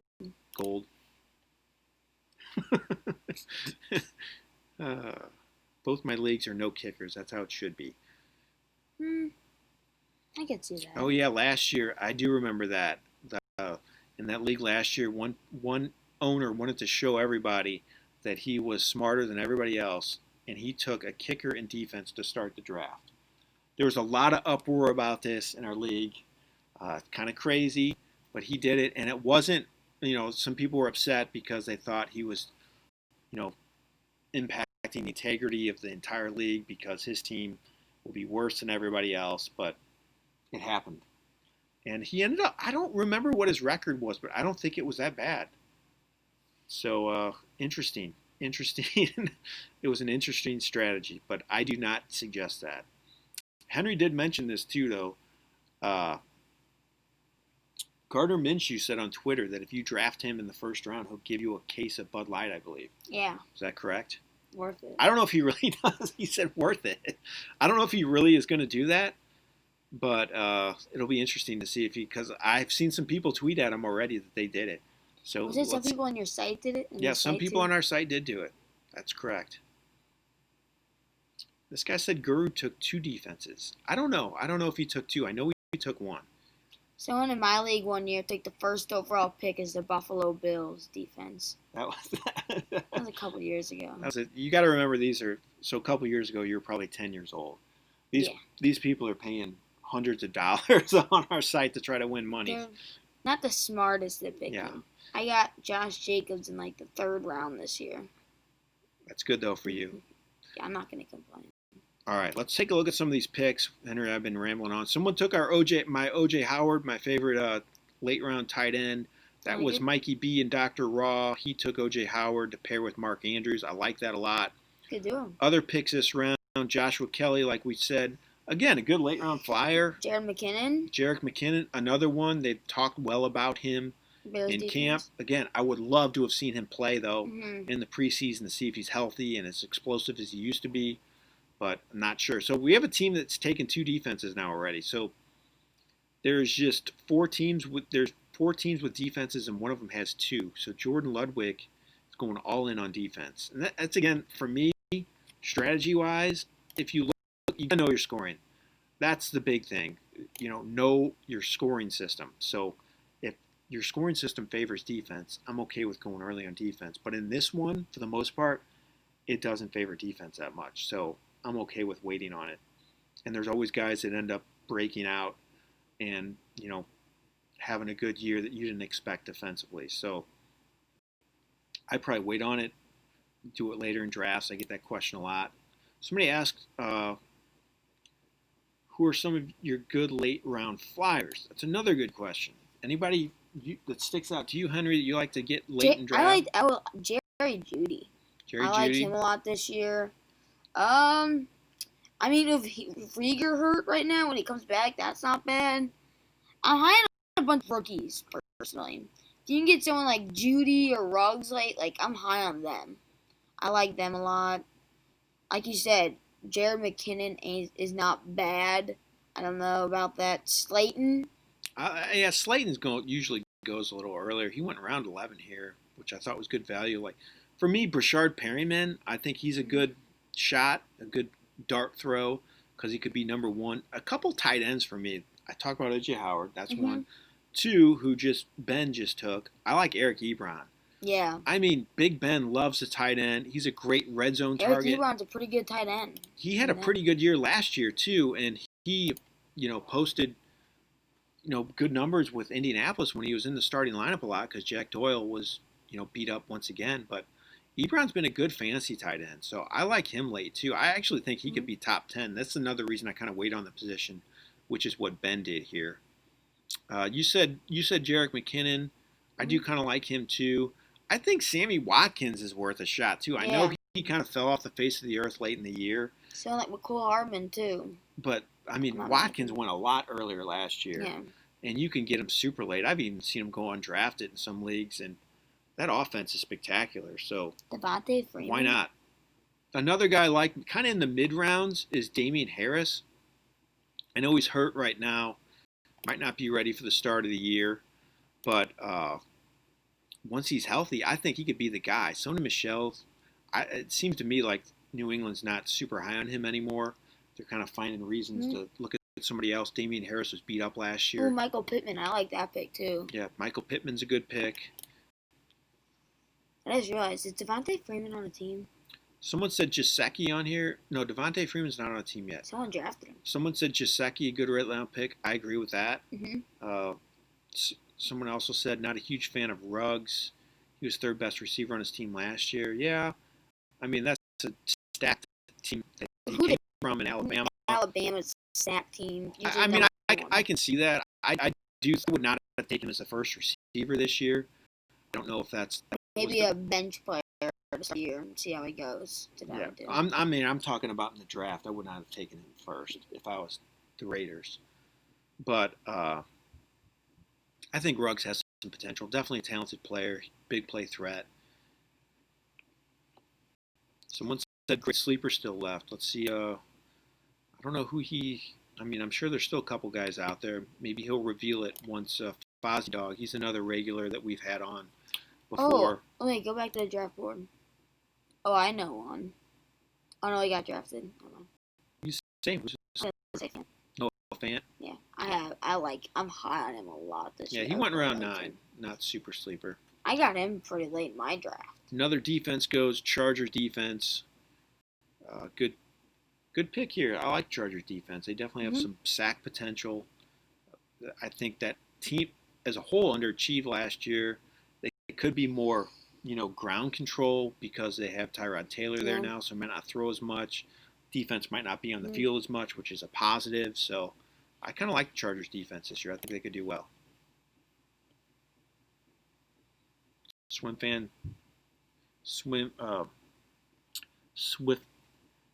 said, questionable hand's not a great route runner though. But he's super fast. Totally agree that he's talking about Ruggs. Super fast. I guess he can grow into the other stuff. Hopefully, is probably what he can grow into having some good hands. He could be a Tyreek Hill type player. Yeah, I mean the Raiders though. This is going all the way back for years though. Al Davis always loved speed guys. Yeah. Always loves to take those guys. Maybe not the best players, when it comes to football playing, but they are speed-wise, he loves the speed players, and I guess his son is keeping that tradition alive by taking Ruggs, who most didn't consider was the first overall pick. People consider Jerry Jeudy in that position right there. Jerry Jeudy or CeeDee Lamb. I think most people. I would have said Jeudy there. You would have went Jeudy over Lamb. Close call. A lot of good rookie receivers this year. We mentioned him, though. Justin Jefferson. I like him a lot. Talented. I don't think he's the most talented, but I love his situation. He's in a good spot. I heard not the best things about Justin Jefferson in camp, though. Yeah, they said he's not really standing out right now. Again, this is why it'd be nice to see preseason games so you can see these guys in action. I mean, I think it's something you should consider when you're drafting this year, though, rookies. I mean, you never know what's going to happen with them because, we haven't seen them. They haven't had the playbook. Henry's down in that water. He's going to have to leave. He's going to have to leave the stream again. Are you going to make it 2 more rounds? I can make it 2 more rounds. Couple more picks left. So, I think at this point, Henry, we can probably pick our favorite teams. So let's take a look at the draft board here. See who you like the most, and see who I like the most. It's tough. A lot of good teams here. I think a lot of people did really well. This is big time. It's going to be hard for me to pick a team that took, like Luke O'Reilly. I like his core of his team with Thomas, Kelsey, and Mahomes, but man, he's got some depth issues after that, especially at running back. If Singletary and Akers come through, that team could be really good. I like first place right down here, Barkley, Connor, and Johnson. And that's not a bad team right there. I agree. He has a really good team. Octavio Ojeda, I like his team. I think Thomas Potter did well too. Man, Robert guy right here. Which one? Robert, guy right after the first place. You got Elliott, Kittle, Carson, Ridley, Allen. He's got a good receiving core, pretty good halfbacks. Not mad back. I like the second and third pick in Octavian.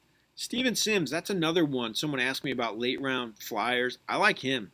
Someone's got to lead that team in receiving in Washington. I definitely think Terry McLaurin's the guy, but Sims can play out of the he could play out of the slot, catch a lot of passes. So I think that he has a chance to be pretty good. Someone said Brad number 1. I really think he could be the number 1 team. Yeah, that's what I'm thinking. Drafted second. For me, it's either him Barkley or Octavio. Those are my top 2 in my opinion. We've got a guy with Stafford, is it? He just took Stafford. He just got Phillip Rivers right here. Brad.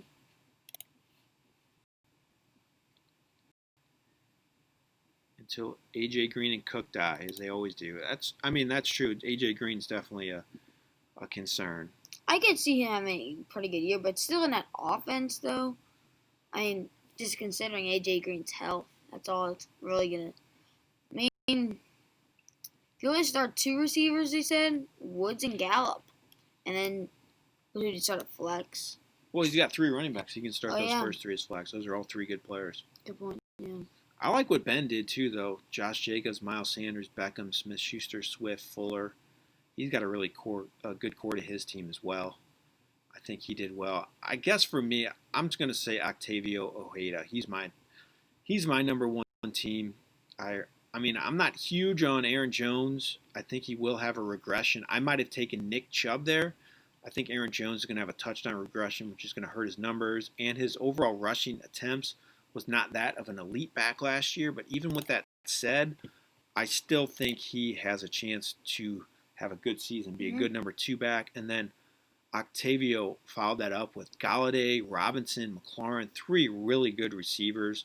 That's who I would start those first 5 guys. I'm worried about his running back depth, though. That really worries me. That's my big concern about this team. I like his starters, though. I think he really did well. I just worry about his depth, though. That's the only thing that might be holding me back from saying he's the true, leader in the clubhouse. Because White, Scott, A.J. Dillon, Jamal Williams, I don't know. He's got the Green Bay Packers backfield sewn up, that's for sure. He's got Deebo Samuel, too, who can end up being a good flex play.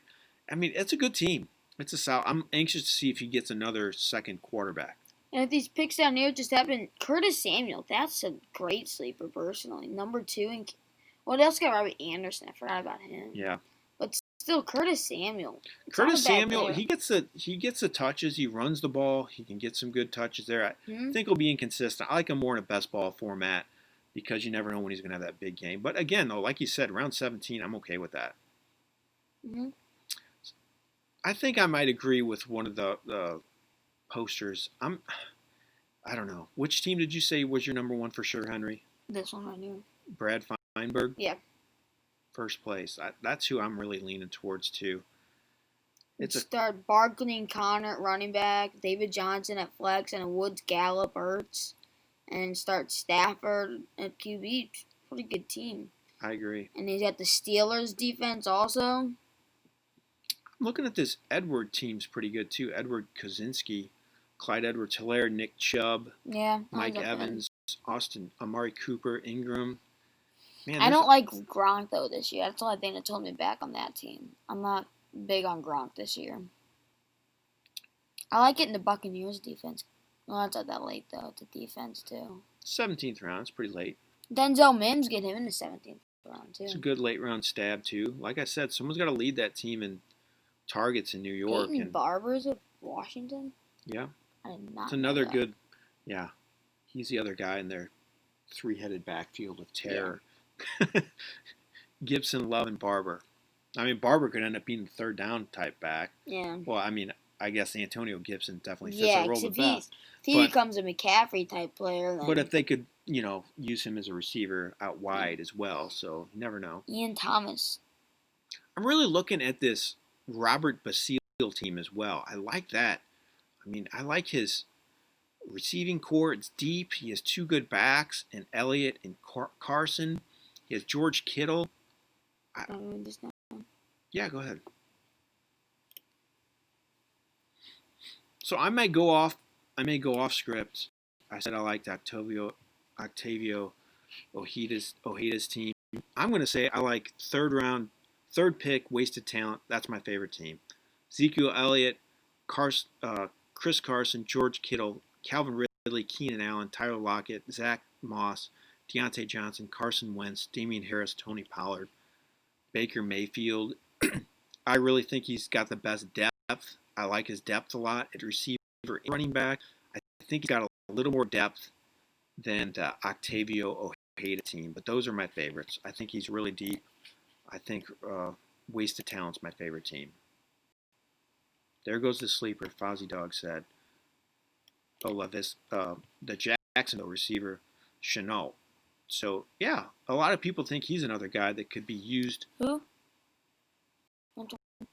Chenault from Jacksonville. Oh. He went in this round 17 to Edward Kozinski. A lot of people think he could have a chance to play a big role, get a lot of catches, kind of work out of the slot, kind of be a gadget type player, get a lot of catches. We're in the last round now, Henry. Yeah. It's been a lot of fun. So if you guys have your favorite team out there too, we still have some people out there watching. Go ahead, put it out there. I'll read it out there and let everybody. I'll let everybody hear your thoughts. This one poster's right though. Every team has a chance until the season starts and life happens. Totally true. You don't know what's going to happen. Injury. We haven't seen preseason. We haven't seen anything really. Yeah, we haven't seen preseason. It's a little more certain this year. So. Just excited to watch Thursday's game. Yeah, I'm very excited. So favorite team. I want to thank everybody for being a part of the syndicate. First of all, Drew Lock went. Henry's excited. He's got Jones and Lock. I love it. Yeah. I love it. See your favorite team now. Did you ever say your official favorite team? I said it was number 2. Number 2. Barkley, Connor. Okay. Johnson, so you like 2 and I like 3. Mm-hmm. All right. So, I want to thank everybody for taking part in the syndicate. I want to thank all of you for watching on the stream. It's been a lot of fun. I like taking questions. It's been great. I really enjoyed listening to Henry here talk about everything. But I enjoyed reading your chats as well. I appreciate everybody being engaged.